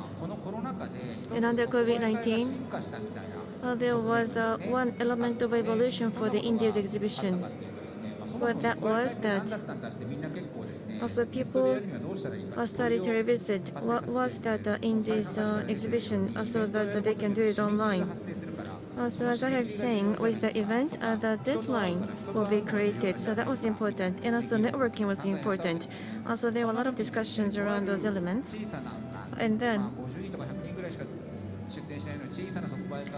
a small exhibition which would attract about 100 creators. I said that she can sell a lot of content in e-commerce. What they were doing was that normally with EC, not just for the India's contents, but for anything. the product will be sellable once it's being completed. So in this content will be created by the creators, so they don't pay attention to deadline when it's on e-commerce. But at the particular online exhibition,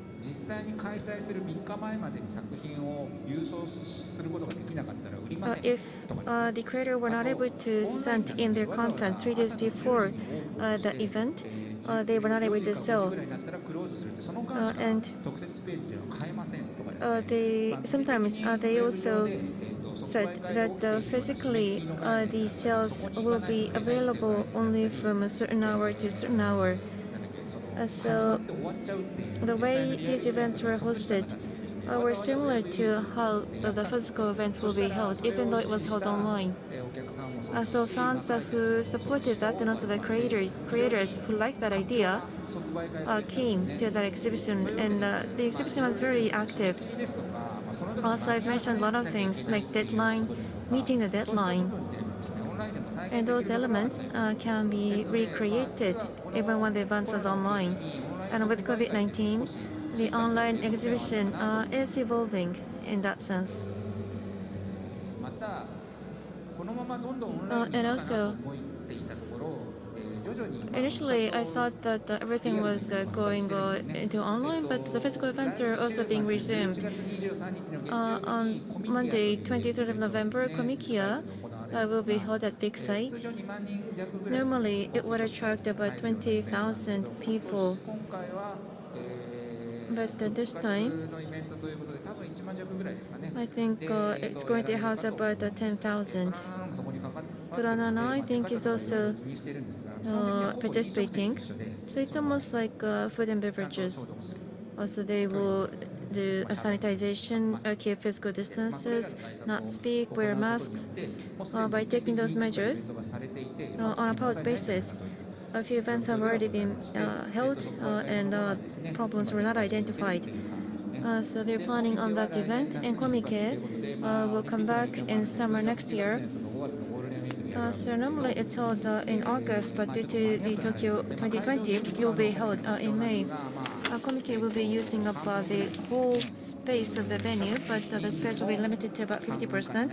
And I think the participants will be about half of what it can house normally.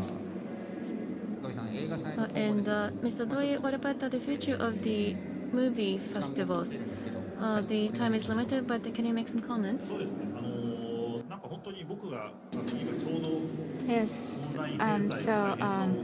Concurrently organizing online and offline, and I'm going through this difficulty, so I'm a little bit pessimistic about this. But next year and onward, whether the concurrent the event organizing online and offline, whether that is going to take root, maybe the famous one, they will going to concurrently organize online events, because by having that, and they can optimize use of their name value, and attract many visitors.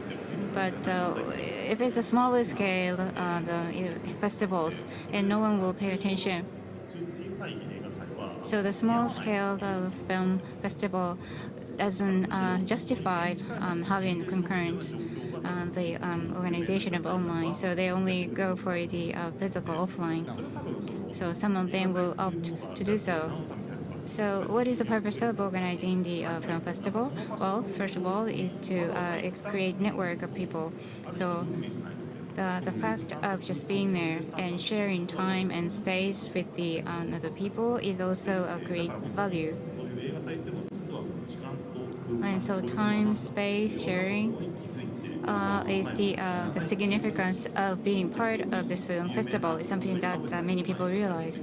And so the famous one, the film festivals, by having a concurrently online event, I think they could improve their presence even bigger. So that's how they're going to pursue forward. Thank you. So it's about time for us to wrap up. So I wanted to wrap up, but I think I have covered all the points. So Well, as a moderator, if I may to summarize, so the real event is now coming back. Online is developing further. So it's not going to skew to one way or another, but I think the balance will be hit in a positive way between online and offline. Connected Inc. It's also a concurrent event, and so archive will be stored, and the viewer can take a look at this event later on as well. So that's the positives of the having this kind of online-offline event. So maybe 30 seconds for each participant to say a few words of closing. Ryo-san, Doi-san later. So first, Yamauchi-san, please. And so first, I'd like to start. So listening to all your inputs, what I felt is that, and it's something to do with Kikuchi-san's opinion. Event, so the definition of event is so large, so it needs to narrow down further. So the communication, whether that is a one-way or two-way, a style of communication, whether that is a one-to-many or one-to-one or many-to-many. And so whether there's implicit understanding or explicit understanding in terms of communication. So the segmentation should be done when it comes to communication to decide whether that should go hybrid or offline only or online only. So that's the only way to be successful in organizing an event going forward. So what kind of event is viable? Well, I think there's a lot of brush-up is going to take place and exploration to take place because the event has to be attractive. So on the post-COVID era, there will be two polarization to happen. One with a lot of attractiveness and one not. So as Doi-san said, when it comes to online events, there are many benefits as well. The animation festival, and honestly, is the only one I attended when it comes to overseas. But this year, I can participate in any of them. So gaining knowledge, online event is quite useful. But on the other hand, meeting people, physically meeting people, is also important when it comes to participating in an event. So there has to be some ways to this. Online will not be the answer for that. So there should be opportunity like that. And so that's what I'm feeling at the moment. So, Ryo-san? Yes.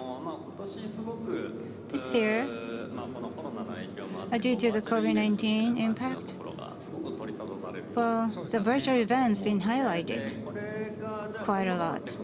So what will happen to these events in the near future? Well, my personal feeling is that organizing an event in the virtual world, meaning that we have more options that we can select from. So there are many things which can only happen in the real world. I'm organizing this VCAT.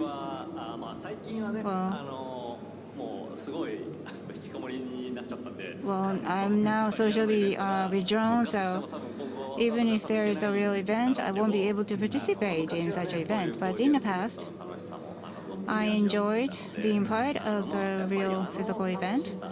So the fun of being there and sharing things together is also fun because the people live on communication. So communique is something that will last.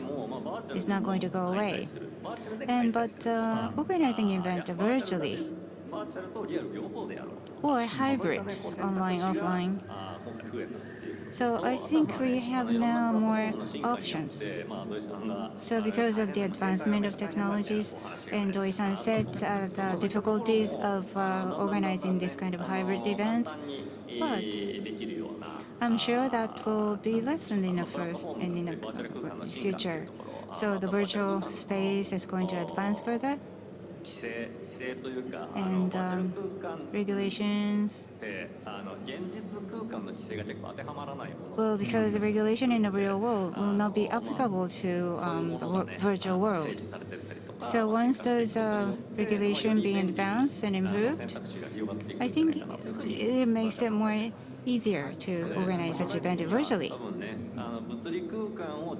And so the people living in a physical world mainly, and like myself, I only live in the virtual world.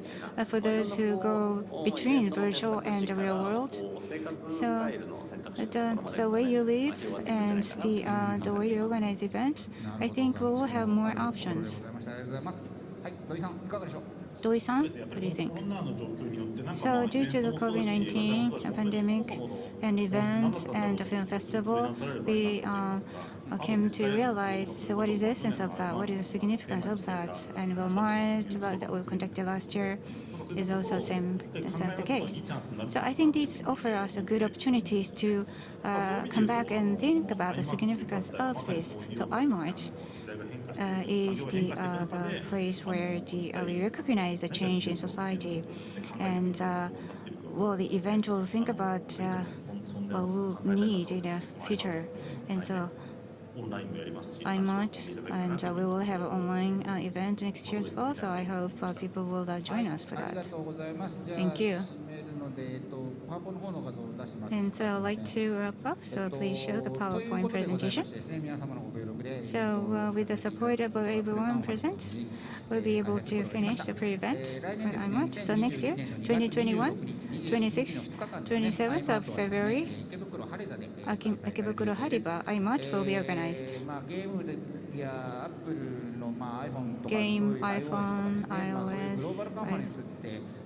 such a global conference. Well, the country which organized is dominating the world. So iMart, when it comes to manga and anime, Japan is the dominant player. So we are going to have a global conference to exert that power. And so I would like to ask your support and cooperation from the relevant parties. The crowdfunding was started today, so I hope you will support that effort as well. So this was the conference of iMart. Thank you very much. With this, I'd like to end the session. And thank you, Ryu-san, Doi-san, for your participation. Thank you. Thank you.